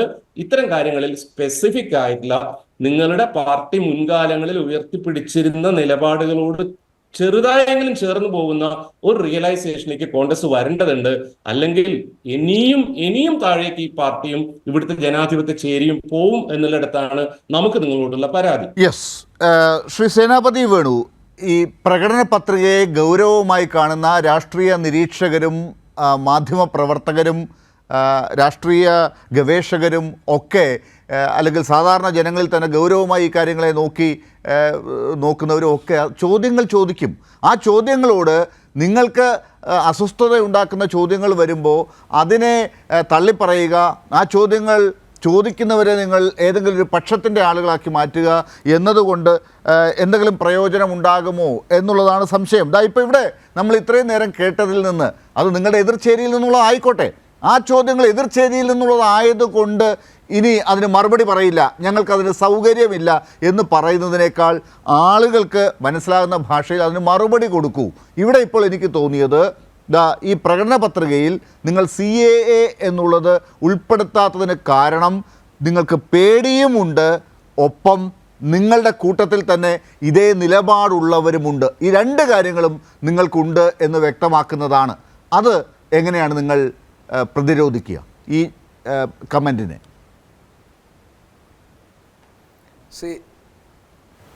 ലാലേ, ഒന്ന് ഇവിടെ ഡോക്ടർ ശ്രീകുമാർ സൂചിപ്പിച്ച പ്രേംകുമാർ പേരുകളൊക്കെ ആകെ NPR-ഉം അത് രണ്ടും ഇറ്റ് ഈസ് എൻറ്റയർലി ഡിഫറൻ്റ് ആണ്. സോറി. അപ്പോൾ താങ്കളുടെ പ്രതികാരം തീർന്നു. ഡോക്ടർ സമ്പത്ത് താങ്കളുടെ പേര് മാറ്റി വിളിച്ചതിനുള്ള പ്രതികാരം ഒരിക്കലും പ്രേംകുമാറിനോട് താങ്കൾ തീർത്തു. ഇല്ല, ഞാൻ പ്രേംകുമാർ പറഞ്ഞത് ഞാൻ വളരെ സശ്രദ്ധം കേട്ടുകൊണ്ടിരിക്കുകയായിരുന്നു. അപ്പോൾ പ്രേംകുമാർ പറഞ്ഞ ആ കാര്യത്തിൻ്റെ അകത്ത് 12 മുഖ്യമന്ത്രിമാരും 125 MLA-മാരും പിന്നെ അസംഖ്യം MP-മാരും ഒക്കെ പോയത്. ഞാൻ പ്രേംകുമാറെ നമ്മളൊരു ചർച്ചയ്ക്ക് വേണ്ടി പറയുമ്പോൾ ഇന്ത്യയിൽ എല്ലായിടത്തും ഉള്ള പാർട്ടി കോൺഗ്രസ് അല്ലേ. കോൺഗ്രസിൽ നിന്നല്ലാതെ ആളുകൾ വേറെ എവിടെ നിന്ന് പോകാൻ പറ്റും? കോൺഗ്രസിൽ നിന്ന് ആളുകൾ പോകാൻ പറ്റത്തില്ല. പോകുന്നവരെയൊക്കെ ഞങ്ങൾ കയ്യും കാലും വെട്ടു എന്ന് പറഞ്ഞു കഴിഞ്ഞാൽ വേറെ പാർട്ടി ഉണ്ടാകാൻ പറ്റുമോ? അപ്പോൾ പോകുന്നവർ പോകട്ടെ. പക്ഷേ ഞാൻ പറയുന്നത് എന്തെന്ന് ചോദിച്ചാൽ, നിങ്ങളുടെ 2 സംസ്ഥാനത്തെ പാർട്ടി അപ്പാടെ BJP ആയി, അല്ലെങ്കിൽ BJP-യിൽ വിലയം പ്രാപിച്ചിരിക്കുകയാണ്. അങ്ങനെയാണല്ലോ 2 സംസ്ഥാനത്ത് ഇപ്പോൾ നിങ്ങൾ ഭരണത്തിലില്ലാതെ. ബംഗാളിൽ ഞങ്ങൾക്ക് 2 MP-മാർ ഇപ്പോഴെങ്കിലും ഉണ്ട്, നിങ്ങൾക്ക് അതുപോലും ഇല്ലാത്ത സ്ഥിതിവിശേഷം. അതല്ല നമ്മുടെ രാഷ്ട്രീയ വിഷയം. ഞാൻ പറഞ്ഞു വന്നത് ഇന്ത്യയുടെ ഭരണഘടനാ രൂപീകരണം. ഇവിടെ ബഹുമാന്യായ സമ്പത്ത് അദ്ദേഹം വളരെ വിശദമായിട്ട് ആ കാര്യത്തെക്കുറിച്ച് പറഞ്ഞു. 2 കൊല്ലം 11 മാസം 17 ദിവസം നീണ്ടു നിൽക്കുന്ന വലിയൊരു പ്രക്രിയ. 289 ആളുകൾ, അത് ചില ചർച്ചകൾ 180 ദിവസം വരെ കണ്ടിന്യൂസ് ആയിട്ട് തുടർന്നു എന്നുള്ളതാണ്. ഞാൻ ചോദിക്കുന്ന, ഇന്ത്യയുടെ ഭരണഘടനാ രൂപീകരണ പ്രക്രിയയിൽ ഏതെങ്കിലും ഒരു കമ്മ്യൂണിസ്റ്റുകാരൻ, എൻ്റെ അറിവ് ശരിയാണ് എങ്കിൽ ഒരു കമ്മ്യൂണിസ്റ്റുകാരൻ വന്നിരുന്നു, അദ്ദേഹം ബഹിഷ്കരിച്ചു പോവുകയാണ്. ഞാനിപ്പോൾ അദ്ദേഹത്തിന്റെ പേര് സേനാപതി വേണു, നമ്മൾ ഭരണഘടനയുടെ അല്ലാതെ വേറെ ഭരണഘടനാ സമിതിയിൽ എത്ര കമ്മ്യൂണിസ്റ്റുകാരുണ്ടെന്നും കോൺഗ്രസ്സുകാർ എത്ര എന്നുള്ളതിന്റെ കണക്കെടുപ്പിന്റെ സമയമല്ല ഇപ്പോൾ. ഇപ്പൊ ഇവിടെ ആകെ നിങ്ങളുടെ പ്രകടന പത്രികാ സമിതിയിൽ എത്ര BJP-ക്കാരുണ്ടായിരുന്നു ഞാൻ എന്നൊരു ചോദ്യമാണ് ഇപ്പോൾ ചോദ്യം പുറത്തുനിന്ന് വരുന്നത്. അതാണിപ്പോൾ അതിന്റെ മറുപടിയാണ് വേണ്ടത്. ഞാൻ ചോദിക്കുന്നത് ആ ഭരണഘടന, കോൺഗ്രസ് രൂപം കൊടുത്ത ഭരണഘടന, ആ ഭരണഘടനയെ പവിത്രമായി സംരക്ഷിക്കാനുള്ള ബാധ്യത കോൺഗ്രസിനുണ്ട്. ഞങ്ങൾ എന്തുകൊണ്ട് ആർട്ടിക്കിൾ 370 കുറിച്ച് കൃത്യമായി പറഞ്ഞു എന്ന് ചോദിച്ചാൽ, ഇവിടെ സമ്പത്ത് പാർലമെന്റിൽ ഉള്ളപ്പോൾ കറൻസി ആർട്ടിക്കിൾ 370 കുറിച്ച് നിങ്ങൾ എന്ത് കൃത്യമായി പറഞ്ഞു എന്നാണ് ഇന്ന് BJP ചോദിച്ചിട്ടുണ്ട്. ആർട്ടിക്കിൾ 370 തിരിച്ചു കൊണ്ടുവരും എന്ന് നിങ്ങൾ പ്രകടന പത്രികയിൽ പറഞ്ഞിട്ടുണ്ടോ? നിങ്ങൾക്കത് പറയാനുള്ള ധൈര്യമുണ്ടോ എന്ന് ഇന്ന് ചോദ്യം വന്നിട്ടുണ്ട്. നിങ്ങൾ അതിനും പറഞ്ഞിട്ടില്ല കൃത്യമായിട്ട്.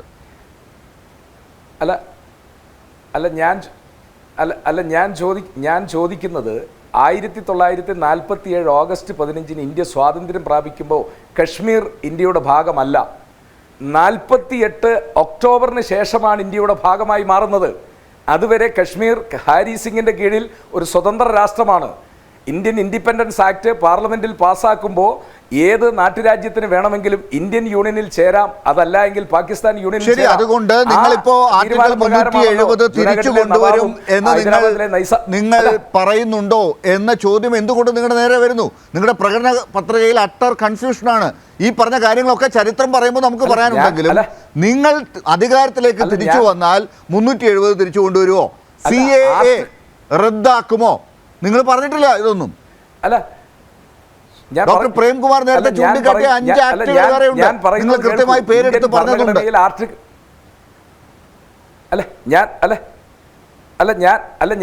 ഞാൻ പറയുന്ന ഒരു നിമിഷം ഒന്ന് കേൾക്കൂ. ആർട്ടിക്കിൾ 370 ഇന്ത്യൻ ഭരണഘടനയിൽ അനിവാര്യമായത്, അത് കശ്മീർ ഇന്ത്യയിൽ ചേർന്ന ആ ഘട്ടം അതൊരു അനിവാര്യമായ ഘടകമായിരുന്നു. അതുകൊണ്ടാണ് ആർട്ടിക്കിൾ 370 ഇന്ത്യയിൽ ഉണ്ടായത്. അത് എടുത്തു കളയാനുള്ള ഘട്ടം ഇപ്പോൾ ആയിട്ടുണ്ടോ എന്നുള്ളത് ഇനിയും നമ്മൾ ചർച്ച ചെയ്യേണ്ട ഒരു കാര്യമാണ്. കശ്മീരിലെ ജനതയുടെ വികാരത്തെ പൂർണ്ണമായും ഉൾക്കൊണ്ടുകൊണ്ടാണോ ആർട്ടിക്കിൾ 370 എടുത്തു കളയാനുള്ള സമയമായിട്ടുണ്ടോ എന്നുള്ളത് ഇനിയും കോൺഗ്രസിന് ചർച്ച ചെയ്യാനുള്ള സമയമാണോ? ഇനി കോൺഗ്രസിന് ചർച്ച ചെയ്യണോ? എന്നിട്ടാണോ നിങ്ങൾക്ക് ഇനി അഭിപ്രായം ഉണ്ടാക്കാൻ? 370 എടുത്തു കളയണോ വേണ്ടോ നിങ്ങൾ ചർച്ച ചെയ്യാനിരിക്കുക. കോൺഗ്രസ് മാത്രമല്ല രാജ്യം മുഴുവൻ ചർച്ച ചെയ്യണമല്ലോ. 370 കളയാൻ സമയമായിട്ടുണ്ടോ? ഇതാണല്ലോ നമ്മുടെ ചർച്ച.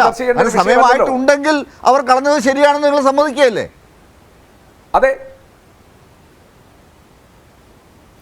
ഞാൻ പറഞ്ഞത് ആ ചർച്ച ഉയർന്നു വരേണ്ടത് കശ്മീരിലെ ജനതയിൽ നിന്ന് തന്നെയാണ്. അങ്ങനെ കശ്മീരിലെ ജനത അവർക്ക് ആർട്ടിക്കിൾ 370 വേണ്ട, അല്ലെങ്കിൽ ഞങ്ങൾ ആർട്ടിക്കിൾ 370യോട് ഞങ്ങൾക്ക് താല്പര്യമില്ല എന്നൊരു ചർച്ച അവരുടെ ഭാഗത്തുനിന്ന് ഇതുവരെ വന്നിട്ടില്ലല്ലോ. അപ്പോൾ എന്താ പറഞ്ഞേ, അത് ഒരു അസമയത്ത് അല്ലെങ്കിൽ വേണ്ടാത്ത ഒരു കാലഘട്ടത്തിൽ ഈ 370 ഇതിനെ ഡ്രോപ്പ് ചെയ്യാനും ഈ വിവാദങ്ങളൊക്കെ ഉണ്ടാക്കുന്നതും അത് മറ്റ് ചില ലക്ഷ്യമാണ്, ഗൂഢമായ ലക്ഷ്യമാണ് BJP-യുടേത്. ആ ലക്ഷ്യത്തെ നമ്മൾ തിരിച്ചറിയാതെ കോൺഗ്രസിന്റെ പ്രകടന പത്രിക അതുകൊണ്ടാണ് ഞങ്ങൾ CAA-യുടെ കാര്യത്തിൽ ഒന്നും മിണ്ടാത്തതെന്ന് കോൺഗ്രസ് പറയുന്നില്ലല്ലോ. കോൺഗ്രസ് എന്താണ് പറയുന്നത്? നിങ്ങൾ CAA റദ്ദാക്കുമോ എന്ന് ചോദിച്ചാൽ ഞങ്ങൾക്ക് സൗകര്യമില്ല ആ കാര്യത്തെക്കുറിച്ച് പറയാൻ എന്നാണ് കോൺഗ്രസിന്റെ ഇവിടുത്തെ ചാർജുള്ള പ്രസിഡന്റ് പറയുന്നത്, വർക്കിംഗ് പ്രസിഡന്റ് പറയുന്നത്.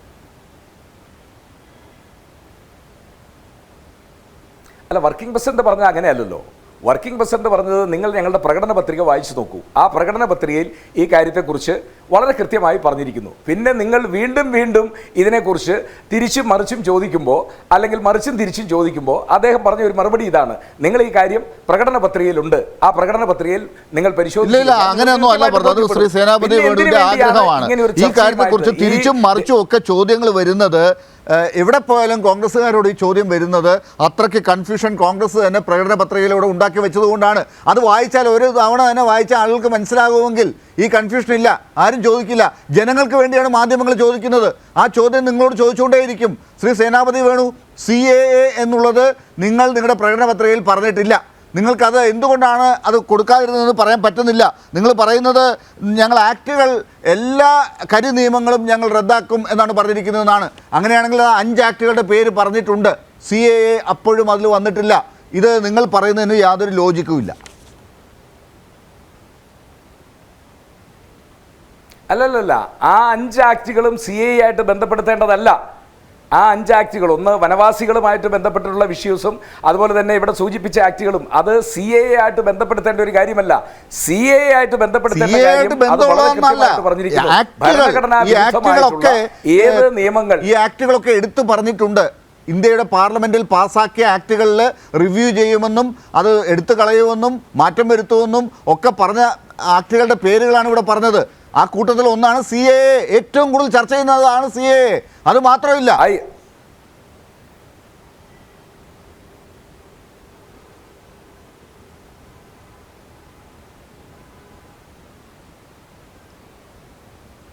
കട്ടായി പോയി. ശ്രീ സേനാപതി വേണു പറഞ്ഞോളൂ. ശ്രീ സേനാപതി വേണു, അല്ലെ കട്ടായി പോയില്ല അല്ലെ? ഒന്നുകൂടി ചോദിച്ചു. ശ്രീ സേനാപതി വേണു, എന്തുകൊണ്ടാണ് താങ്കൾ ഈ കാര്യത്തിൽ, ഈ ആക്ടുകളുടെ കാര്യത്തിൽ, മറ്റ് ആക്ടുകളൊക്കെ പ്രകടന പത്രികയിൽ പറയുമ്പോഴും CAA എന്തുകൊണ്ട് ഇപ്പോഴും പറയുന്നില്ല എന്നുള്ളതിന് നിങ്ങളുടെ ഉത്തരം വ്യക്തമല്ല. ഇതാണ് പറഞ്ഞു വരുന്നത്, അതാണ് താങ്കൾ വിശദീകരിച്ച് വരുന്നത്. ചുരുക്കി പറയും.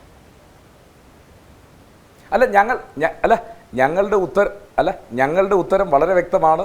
അത് AICCയുടെ പ്രസിഡന്റും ഞങ്ങളുടെ നേതാക്കന്മാരും വളരെ കൃത്യമായി ഇന്ത്യയിലെ മുഴുവൻ ജനങ്ങൾക്കും ബോധ്യപ്പെടത്തക്ക രീതിയിൽ, അവർക്ക് മനസ്സിലാകത്തക്ക രീതിയിൽ AICCയുടെ ആളുകൾക്ക്, നേരത്തെ ഇവിടെ ഡോക്ടർ പ്രേംകുമാറും ഡോക്ടർ സമ്പത്തും ഒക്കെ പറഞ്ഞതുപോലെ AICCയുടെ ആളുകൾക്ക് അസൗകര്യമായതുകൊണ്ട്, അവരെഴുതി തയ്യാറാക്കിയ ചില കാര്യങ്ങളായതുകൊണ്ട് നിങ്ങൾക്ക് അതിവിടെ തിരുത്താൻ പറ്റാത്ത ഒരവസ്ഥയാണ്. നിങ്ങൾക്ക് അത് തിരുത്താനുള്ള സൗകര്യം ഇപ്പോൾ ഇവിടെ ഇല്ല എന്നുള്ളതാണ്, അതല്ലേ?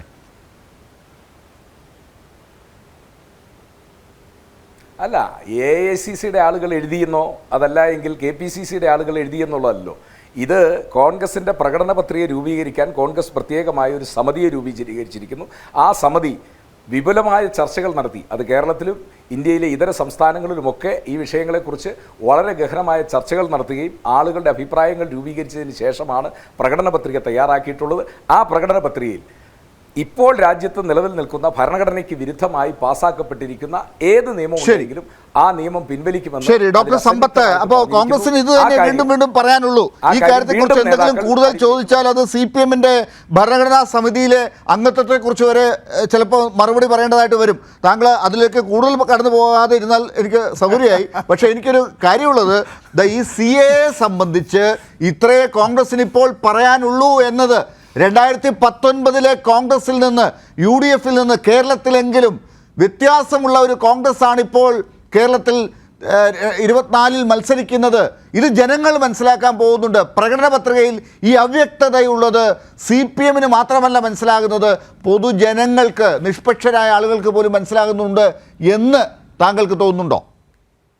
ഡോക്ടർ ലാലെ, ഇത് സാന്ദർഭികമായിട്ടാണെങ്കിലും ഇപ്പോൾ അഡ്വക്കേറ്റ് ശ്രീ സേനാപതി വേണുവിൽ നിന്ന്, ഞങ്ങൾ രണ്ടുപേരും വക്കീലന്മാരാണല്ലോ, ഞങ്ങൾ രണ്ടുപേരാണല്ലോ ഇതിൽ വക്കീലന്മാർ, ബൈ പ്രൊഫഷൻ ലോയേഴ്സ് ആയിട്ടുള്ളൂ. അദ്ദേഹം പറഞ്ഞൊരു കാര്യം, ഞാനത് മറുപടി പറയാതെ പോയാൽ നമ്മുടെ പ്രേക്ഷകർ തന്നെ ഈ കാര്യത്തെക്കുറിച്ച്. ഇപ്പോൾ ഒരു കാലത്ത് കമ്മ്യൂണിസ്റ്റ് പാർട്ടി ഇന്ത്യൻ നാഷണൽ കോൺഗ്രസിനകത്ത് പ്രവർത്തിച്ചിരുന്നതാണ്.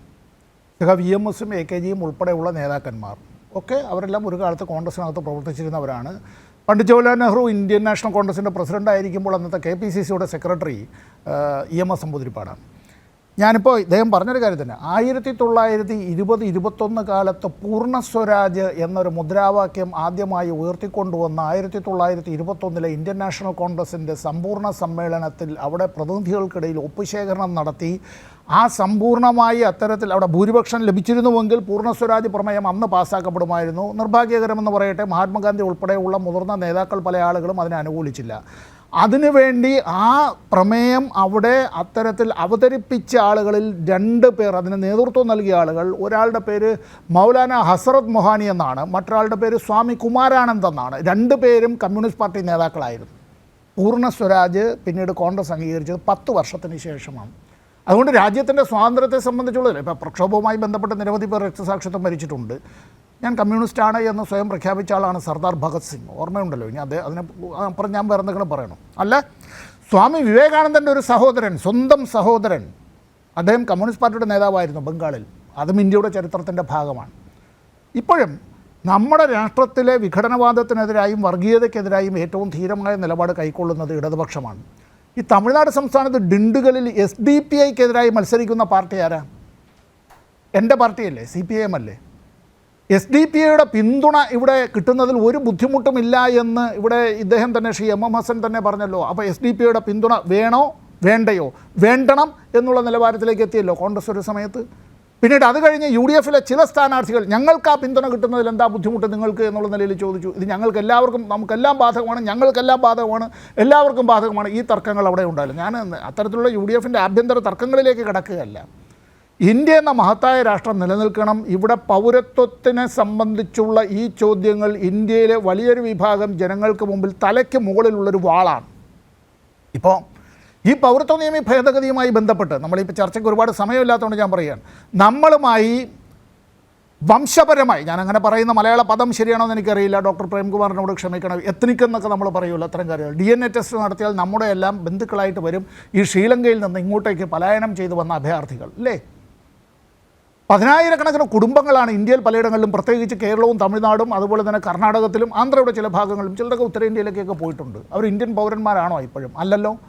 അവർക്ക് ഈ പറയുന്ന CAA അനുസരിച്ച് പൗരത്വം കിട്ടുമോ? ഇല്ലല്ലോ. അപ്പോൾ എന്താ സ്ഥിതി? അപ്പുറത്ത് മ്യാൻമാറിൽ നിന്ന് ദ മോസ്റ്റ് പെർസിക്യൂട്ടഡ് റെഫ്യൂജീസ് എന്ന് ഐക്യരാഷ്ട്രസഭ തന്നെ വിശേഷിപ്പിച്ചതാണ് അവിടെ നിന്ന് വന്നിട്ടുള്ളതിൽ. അതിൽ മുസ്ലിങ്ങൾ മാത്രമല്ല ഹിന്ദുക്കളുമുണ്ട്. അതാണ് വേറൊരു കാര്യം. അഹമ്മദീയരായിട്ടുള്ളവർ പാകിസ്ഥാനിൽ നിന്ന് മറ്റു സ്ഥലങ്ങളിൽ നിന്ന് വന്നിട്ടുള്ളവരുണ്ട്. നമ്മളുമായി അതിർത്തി പങ്കിടുന്നില്ല അഫ്ഗാനിസ്ഥാൻ. അവിടെ നിന്ന് വരുന്നവർക്ക് ഇവിടെ പൗരത്വത്തെക്കുറിച്ച് പറയുകയാണ്. ബഹായി മതം സ്വീകരിച്ചിട്ടുള്ളവർ, പെർസിക്യൂട്ടഡ് ആയിട്ടുള്ളവരുണ്ട്, ഇന്ത്യയിലേക്ക് വന്നിട്ടുള്ളവർ. സ്വരാഷ്ട്രീയൻസ് ഉണ്ട്. നേരത്തെ ജംഷഡ്ജിയുടെ പേര് പറഞ്ഞല്ലോ, അവർ സ്വരാഷ്ട്രീയൻ മതത്തിൻ്റെ ആളുകളാണല്ലോ. അപ്പോൾ നേരത്തെ അദ്ദേഹം പറഞ്ഞത് അദ്ദേഹം ഇവിടെ ഇന്ത്യ ഒരു മതരാഷ്ട്രമാവണമെന്ന് ജംഷഡ്ജി ആവശ്യപ്പെട്ടു എന്നാണ്. ഞാൻ അങ്ങനെ കരുതുന്നില്ല. എനിക്കൊരു പുതിയ വിവരമാണ് അത്തരത്തിലൊരു കോൺഗ്രസിൻ്റെ വക്താവ് പറയുന്നുവെങ്കിൽ. ഇവിടെ ഈ പൗരത്വ നിയമ ഭേദഗതി എന്നുള്ളത് ഇന്ത്യയുടെ അടിസ്ഥാന ശിലയെ തകർക്കും. ഇന്ത്യയുടെ ഭരണഘടനയിൽ അതിൽ ഒരു കാരണവശാലും അതിൻ്റെ ഈ ആർട്ടിക്കിൾ 5 മുതൽ 11 വരെയുള്ള 2-ാം അധ്യായത്തിൽ ഒരു കാരണവശാലും അവിടെ ജാതിയോ മതമോ സമുദായമോ വർണ്ണമോ ലിംഗമോ അങ്ങനെയുള്ളൊരു കാര്യത്തെക്കുറിച്ച് അവിടെ പറയുന്നതേ ഇല്ല. ഇവിടെയാണ് ഇത് കൊണ്ടുവന്ന് കുത്തിക്കയറ്റുന്നത്. ഇതൊരു RSSൻ്റെ അജണ്ടയാണ്. ആഭ്യന്തര ശത്രുക്കൾ 3 ന്യൂനപക്ഷമായിട്ടുള്ള മുസ്ലിങ്ങൾ, ന്യൂനപക്ഷമായിട്ടുള്ള ക്രിസ്ത്യാനികൾ, പിന്നെ അവരെ സംരക്ഷിക്കുന്ന കമ്മ്യൂണിസ്റ്റുകാർ. എങ്ങനെയാണോ 1930-കളുടെ ആരംഭത്തിൽ അഡോൾഫ് ഹിറ്റ്ലർ ജർമ്മനിയിൽ ഇത് കൃത്യമായി ആ ഒരു അജണ്ട, ആ ഓപ്പറേഷൻ നടത്തിയത് റീസ്റ്റാഗ് കത്തിച്ചുകൊണ്ട് തന്നെ. ആദ്യം തുടങ്ങിയത് എങ്ങനെയാണ്? റീസ്റ്റാഗിനെ ചുംബിച്ചുകൊണ്ടാണ്. പിന്നീട് എങ്ങനെയാണ്? കത്തിച്ചുകൊണ്ടാണ്. അവിടെ എങ്ങനെയാണ് വേട്ടയാടലുകൾ നടന്നത്? അതിൻ്റെ തനി ആവർത്തനം ഇന്ത്യയിൽ നടന്നുകൊണ്ടേയിരിക്കുകയാണ്. ഒരു കാരണവശാലും ഇതിനോട് കീഴടങ്ങാനായി കഴിയില്ല. ഞാൻ നിർത്തുന്നതിന് മുമ്പ് ഒരു കാര്യം, ശ്രീമതി ഇന്ദിരാഗാന്ധിയിൽ നിന്ന് തൻ്റെ യൗവനകാലത്ത് കോൺഗ്രസിൻ്റെ അംഗത്വം സ്വീകരിച്ചതായിട്ടുള്ള ഇഷാൻ ജാഫ്രി എന്ന ഒരാളുണ്ട് ഗുജറാത്തിൽ. ഓർമ്മയുണ്ടല്ലോ ഷാലിമാർ അപ്പാർട്ട്മെൻറ്റിൽ സംഭവിച്ചത്. സ്വന്തം കുടുംബാംഗങ്ങളുടെ കൺമുന്നിൽ വെച്ച് ഭീകരമായി വേട്ടയാടപ്പെട്ട് കൊല ചെയ്യപ്പെട്ട് അത്തരത്തിലുള്ള സംഭവമുണ്ട്. ഞാൻ ബിൽക്കിസ് ബാനുവിൻ്റെ ഏറ്റവും കൂടുതലത്തെ ഈ കേസിനെ സംബന്ധിച്ചൊന്നും പറയാനല്ല എങ്കിലും കോൺഗ്രസ് എന്തായിരുന്നു എടുത്ത നിലപാട്? എൻ്റെ വിനീതമായ ചോദ്യം, ഈ കേരളത്തിലെങ്കിലും നിങ്ങൾക്കൊരു പന്തംകുളത്തി പ്രകടനം നടത്താനുള്ള ധൈര്യമെങ്കിലും ഉണ്ടായോ? അത് സംഭവിച്ചിട്ട് ഗുജറാത്തിൽ നടത്തിയില്ല. ശരി, അന്ന് അവിടെയുള്ള ഗവൺമെൻറ്റിനെ പേടിയാണ് എന്ന് പറഞ്ഞാൽ ഇത്തരത്തിലുള്ള കാര്യങ്ങൾ എന്താണ്? ആരെയാണ് ഭയം? എന്തിനോടാണ് വിട്ടുവീഴ്ച ചെയ്യുന്നത്? സ്വന്തം മനസാക്ഷിയോട് നീതി പുലർത്തണ്ടേ? ഈ രാഷ്ട്രത്തോട് നീതി പുലർത്തണ്ടേ? ഇവിടെയാണ് കോൺഗ്രസ്സിന് ഇത്തരത്തിലുള്ള ചില കാര്യങ്ങളിൽ വല്ലാതെ ഒരു ഭയപ്പാട് ഉണ്ടാകുന്നത്. തങ്ങളുടെ വാചകങ്ങളിൽ, വാക്കുകളിൽ, എഴുത്തുകളിൽ, പ്രസംഗങ്ങളിൽ, പ്രവൃത്തികളിൽ ഇത്തരത്തിൽ വിട്ടുവീഴ്ച എന്നുള്ളത് ഉണ്ടാവരുത്. ഒരു കോംപ്രമൈസും ഉണ്ടാവരുത് എന്നുള്ളത് കൊണ്ടാണ് ഞങ്ങളത് പറയുന്നത്. വിമർശനമാണ്, ഞങ്ങൾ ഈ വിമർശനം ഉന്നയിക്കുന്നു. അത് കോൺഗ്രസ് നേതാക്കളും പ്രവർത്തകരും ഉൾക്കൊള്ളട്ടെ എന്നുള്ളതാണ്.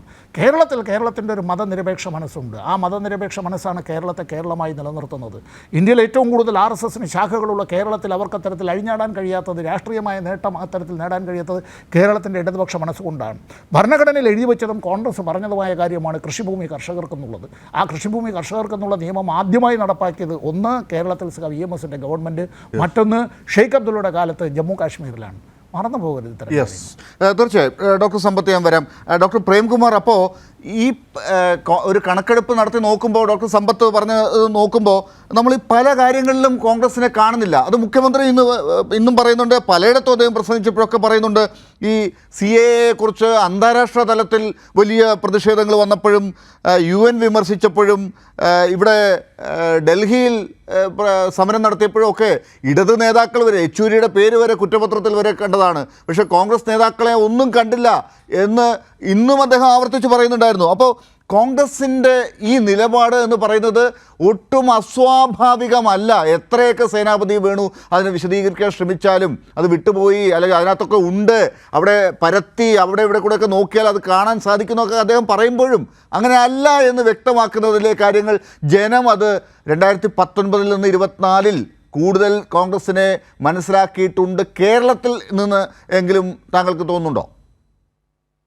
അല്ല, അത് വളരെ വളരെ വ്യക്തമാണ്. എന്താണെന്ന് വെച്ചാൽ CAA ഒഴികെയുള്ള കോൺഗ്രസ് കൈവെക്കാൻ പോകുന്ന അവർ തീരുമാനിച്ചിട്ടുള്ള 5-6 നിയമങ്ങൾ വളരെ സ്പെസിഫിക് ആയിട്ട് പ്രിന്റ് ചെയ്തിട്ടുള്ള ഒരു ഇലക്ട്രൽ മാനിഫെസ്റ്റോയിൽ CAA മാത്രം വിട്ടുപോയിട്ടുണ്ടെങ്കിൽ ആ ഇഷ്യൂവിനെ അഡ്രസ് ചെയ്യാനുള്ള പൊളിറ്റിക്കൽ പാങ് ഇവർക്കില്ല എന്നുള്ളതാണ്.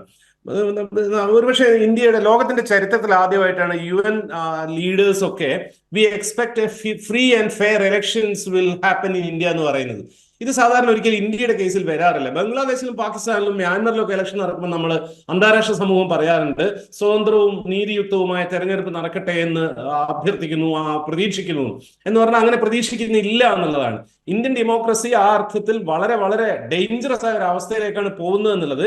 അത് കോൺഗ്രസിന്റെ അക്കൗണ്ട് ഫ്രീസ് ചെയ്തതും നമ്മുടെ ആപ്പിന്റെ കേജ്രിവാളിനെ ജയിൽ ചെയ്തത് അടക്കമുള്ള ഇഷ്യൂയിലൂടെ ഇന്റർനാഷണൽ കമ്മ്യൂണിറ്റി അത് തിരിച്ചറിയുന്നുണ്ട്. ഇപ്പം കേജ്രിവാളിനെ അറസ്റ്റ് ചെയ്ത് ജയിൽ ചെയ്ത സമയത്ത് അതിനോട് പ്രതിഷേധിക്കുകയും പിണറായി വിജയൻ എന്തുകൊണ്ടാണ് അറസ്റ്റ് ചെയ്യാത്തത് എന്ന് പറയുകയും ചെയ്യുന്നതാണ് കേരളത്തിലെ കോൺഗ്രസ്. ഇതാണ് ഇവരുടെ പ്രശ്നം. ഈ CAA വിഷയം കോൺഗ്രസ് അവരുടെ ഇലക്ഷൻ മാനിഫെസ്റ്റോയിൽ അഡ്രസ് ചെയ്യുന്നില്ല എന്നുള്ളത് മാത്രമല്ല ഇവർ ചെയ്യുന്ന ദ്രോഹം, മറ്റൊരു പച്ചക്കള്ളം ഇവർ കേരളത്തിൽ പ്രചരിപ്പിക്കേണ്ടത്. അതെന്താണെന്ന് വെച്ചാൽ 2019 മുതൽ കേരളത്തിന്റെ മുഖ്യമന്ത്രി, കേരളത്തിൽ എലക്ട് ചെയ്യപ്പെട്ട മുഖ്യമന്ത്രി പിണറായി വിജയൻ, കേരളത്തിലെ ഗവൺമെന്റ് ഒരു ജിയോയിലൂടെ കൃത്യമായി പറഞ്ഞ കാര്യമാണ് CAA കേരളത്തിൽ നടപ്പിലാക്കില്ല എന്ന്. CAA എന്നുള്ള നിയമം, അമെൻഡ് ചെയ്ത നിയമം കേരളത്തിന് ബാധകമല്ല എന്നല്ല പറഞ്ഞത്, അത് കേരളത്തിൽ നടപ്പിലാക്കില്ല എന്നാണ് പറഞ്ഞത്. നടപ്പിലാക്കണമെങ്കിൽ എന്ത് വേണം? 1969 registration of birth and deaths act പ്രകാരം പ്രിപ്പയർ ചെയ്യുന്ന നാഷണൽ പോപ്പുലേഷൻ രജിസ്റ്ററും അതേപോലെ നാഷണൽ സിറ്റിസൺഷിപ്പ് രജിസ്റ്ററും ബേസ് ചെയ്ത് മാത്രമാണ് CAA നടപ്പിലാക്കാൻ പറ്റുള്ളൂ. അതിന്റെ ചട്ടങ്ങളാണ് ഇപ്പം റിലീസ് ചെയ്തിട്ടുള്ളത്. ഈ ആക്ട് നടപ്പിലാക്കണമെങ്കിൽ NCRഉം NPRഉം റീവർക്ക് ചെയ്യണം. അത് ചെയ്യണം എന്ന് 2019 കേന്ദ്ര ഗവൺമെന്റ് കേരളം അടക്കമുള്ള സംസ്ഥാനങ്ങളോട് ആവശ്യപ്പെട്ടിട്ടുള്ളത്.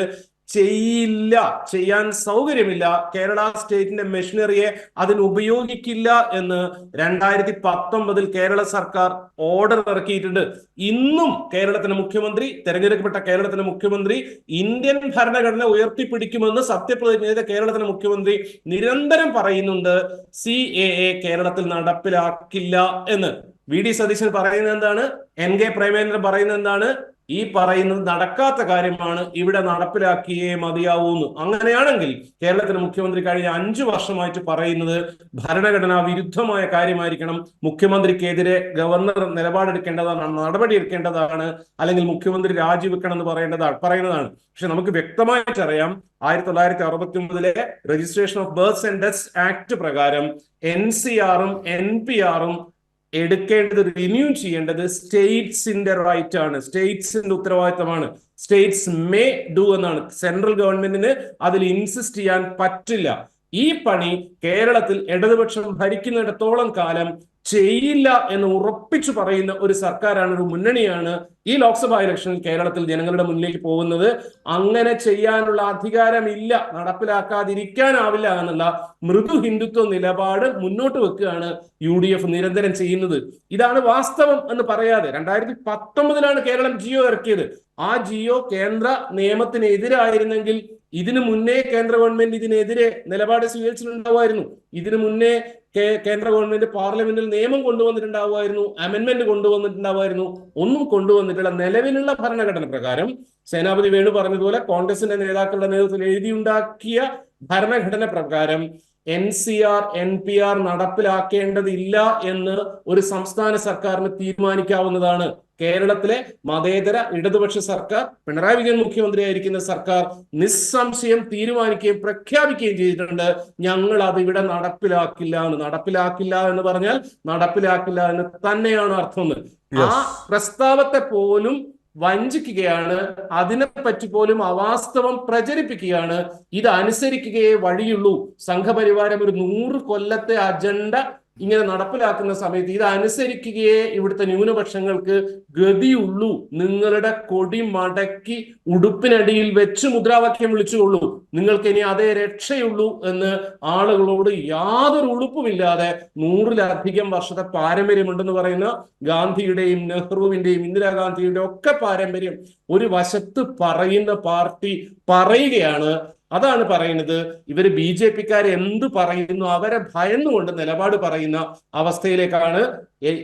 ഈ എന്താ പറയുക, CAA നടപ്പിലായാൽ എങ്ങനെയാണ് ഫോറം പൂരിപ്പിക്കേണ്ടത് എന്ന് ഞങ്ങൾ പറഞ്ഞു തരാമെന്ന് പറയുന്ന ആളുകളാണ് ലീഗിന്റെ സ്ഥാനാർത്ഥിമാർ. അവരാണ് ലീഗിന്റെ സ്ഥാനാർത്ഥികൾ.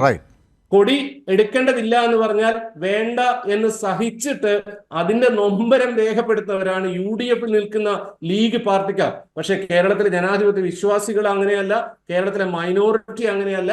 അവർ ഈ കാര്യങ്ങൾ കൃത്യമായി തിരിച്ചറിയുന്നുണ്ട്.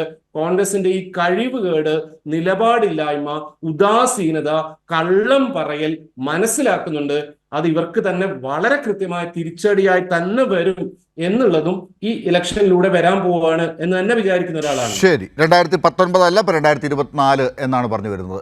സേനാപതി വേണു, അപ്പോൾ തെരഞ്ഞെടുപ്പിന് മുൻപുള്ള ഈ ദിവസങ്ങളിൽ CAA കുറിച്ച് പറയാൻ ഇത്രയധികം ബുദ്ധിമുട്ടുള്ള ഒരു പാർട്ടിക്ക് അങ്ങനെ ഒരവസ്ഥയാണെങ്കിൽ ഇത് തെരഞ്ഞെടുപ്പ് കഴിഞ്ഞ് നിങ്ങൾ എങ്ങോട്ടേക്ക് പോകാൻ പോകുന്നു എന്നുള്ളതിൻ്റെ സൂചനയാണ് ഇത് എന്ന് മറ്റുള്ളവർ പറയുമ്പോൾ അതിനോട് എന്തെങ്കിലും പറയാനുണ്ടോ?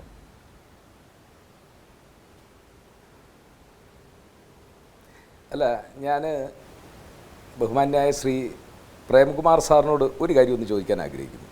ഇപ്പോൾ CAA നടപ്പിലാക്കില്ല എന്ന് കേരളത്തിൻ്റെ മുഖ്യമന്ത്രി ജിയോ ഇറക്കി മുഖ്യമന്ത്രി പ്രചരണം നടത്തുന്നു. ഓക്കെ, ഞാനതിനെ അംഗീകരിക്കുന്നു. ഞാൻ ചോദിക്കുന്നത്, സാർ, കേരളത്തിൽ ആർക്കാണ് CAA ബാധകമായിട്ടുള്ളത്? കേരളത്തിൽ 2016 ഡിസംബർ മാസം 31 മുമ്പ് ഈ പറയുന്ന ഏതെങ്കിലും രാജ്യത്തു നിന്ന് വന്നിരിക്കുന്ന ഏതെങ്കിലും പൗരന്മാർ കേരളത്തിൽ ആരെങ്കിലും ഉണ്ടോ? എനിക്ക് ഒരു ചർച്ചയിൽ ഇത്ര ഗൗരവമുള്ളൊരു വിഷയത്തെ ഇത്ര ചെറുതായിട്ടാണ്, ഒരു അക്കാഡമിക് സ്റ്റൈലിലാണോ താങ്കൾ കോൺഗ്രസ് നേതാവ് മനസ്സിലാക്കിയിരിക്കുന്നത്? CAA ഭീഷണി അതാണോ? ഇങ്ങനൊരു ആള് ഇപ്പൊ ഇവിടെ ഉണ്ടോ എന്നുള്ളത് അന്വേഷിച്ചിട്ടാണോ CAA ഭീഷണിയെ നമ്മൾ വിലയിരുത്തുന്നത്? CAA ഭീഷണി അത് തന്നെയാണ് അന്വേഷിക്കേണ്ടത്. അത് നടപ്പിലാകാൻ പോകുമ്പോൾ ഇത് BJP പറയുന്നതിൽ എന്ത് വ്യത്യാസമാണ് താങ്കൾ പറയുന്നതിൽ? താങ്കൾ പറയുന്നതിൽ BJP പറയുന്നതിൽ എന്ത് വ്യത്യാസമാണ്? കേരളത്തിൽ ഇത് ആരെയും ബാധിക്കുന്നില്ലല്ലോ എന്ന് താങ്കൾ ചോദിക്കുമ്പോൾ ഇത് ആരെയൊക്കെ നാളെ നടപ്പിലാക്കുമ്പോൾ ബാധിക്കാം എന്നുള്ളതാണ്. അതുകൊണ്ടാണ് NPR-ഉം NCR-ഉം ഒക്കെ ഇവിടെ പറ്റില്ല എന്ന് മുഖ്യമന്ത്രി പറഞ്ഞത്, അതിന് സൗകര്യമില്ല എന്ന് പറഞ്ഞത്. കേൾക്കൂ, കോൺഗ്രസ് സുവ്യക്തം അല്ല. ഇവിടെ സമ്പത്ത് പറഞ്ഞ ഒരു കാര്യത്തിന് ഞാൻ അടിവരയിട്ട് വേറൊരു കാര്യം കൂടി ഇതിൽ ആവർത്തിക്കുന്നു. അദ്ദേഹം പറഞ്ഞ കൂട്ടത്തിൽ ഇന്ത്യയിലേക്ക് അഭയാർത്ഥികളായിട്ട് കയറി വന്നിരിക്കുന്ന വേറൊരു ജനവിഭാഗമുണ്ട്, തിബറ്റിൽ നിന്ന് വന്നിരിക്കുന്ന ബുദ്ധഭിക്ഷുക്കൾ, ദലൈലാമയുടെ നേതൃത്വത്തിൽ. അത് ഹിമാചൽ പ്രദേശിലെ ധർമ്മശാല എന്ന് പറയുന്ന സ്ഥലത്താണ് അവരുടെ ആശ്രമവും അവിടെ ആളുകൾ കഴിയുന്നത്. യഥാർത്ഥത്തിൽ ഇന്ത്യൻ പൗരത്വത്തിന് ആദ്യത്തെ ആര് എന്ന് ചോദിച്ചാൽ തിബറ്റിൽ നിന്ന്, അവിടെ റിലീജിയസ് പെർസിക്യൂഷൻ ആണോ എന്നറിയില്ല, അവിടെ ജീവിക്കാൻ പറ്റാതെ ഇന്ത്യയിലേക്ക് കടന്നു വന്നിരിക്കുന്ന ദലൈലാമയും ദലൈലാമയുടെ കൂട്ടത്തിൽ വന്നിരിക്കുന്ന അദ്ദേഹത്തിന്റെ അനുയായികളും അല്ലെങ്കിൽ അദ്ദേഹത്തിന്റെ പിന്തുടർച്ചക്കാരും, അവരാണ് ഇന്ത്യയിൽ യഥാർത്ഥത്തിൽ പൗരത്വത്തിന് ദലൈലാമയ്ക്ക് വേണ്ടി മാത്രമുള്ള ഒരു CAA, അതാണ് കോൺഗ്രസിന്റെ മനസ്സിലാക്കുക. CAA വേണ്ടല്ലോ, പ്രകടന പത്രികയിൽ ഇപ്പോൾ ഇത്രയും അൺഇമ്പോർട്ടൻ്റ് ആയ ഒരു കാര്യം ഇല്ലെങ്കിലും എന്താ കുഴപ്പം? മനസ്സിലായി കോൺഗ്രസ് എന്തുകൊണ്ടാണ് ഇത് ഉൾപ്പെടുത്താത്തതെന്ന്. ഡോക്ടർ സമ്പത്ത്, മറുപടി എന്താണ്?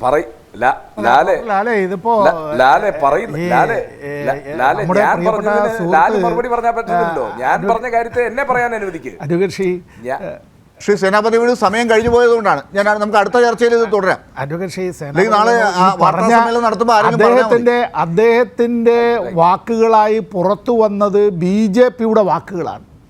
വാസ്തവത്തിൽ BJP-ക്കാർ ഇതുപോലുള്ള ചർച്ചകളിലും പൊതുയോഗങ്ങളിലുമെല്ലാം അവർ ചോദിക്കാറുള്ളൊരു ചോദ്യമുണ്ട്, ഇത് ഇവിടെ ആരെയാണ് ബാധിക്കുന്നത് എന്നുള്ളത്. എൻ്റെ വീട്ടിനപ്പുറത്തേക്ക് പുലിയിറങ്ങി അപ്പുറത്ത് ആ മനുഷ്യൻ്റെ കുട്ടിയെ കടിച്ചു കൊന്നു തിന്നു, ഇപ്പുറത്ത് പുലിയിറങ്ങി അപ്പുറത്ത് അയാളുടെ ഭാര്യയെ കൊന്നു, ഇപ്പുറത്ത് പുലിയിറങ്ങി ആ കുടുംബത്തെ അവരെ കൊന്നു.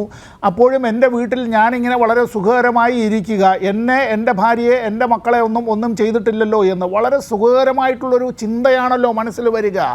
ഇവിടെ പൗരത്വം എന്നത് മതത്തിൻ്റെ അടിസ്ഥാനത്തിൽ നൽകുക എന്ന് വെച്ചാൽ അതിൻ്റെ അർത്ഥം ഇന്ത്യയെ ഒരു മതരാഷ്ട്രമാക്കി മാറ്റുക എന്നുള്ളതാണ്.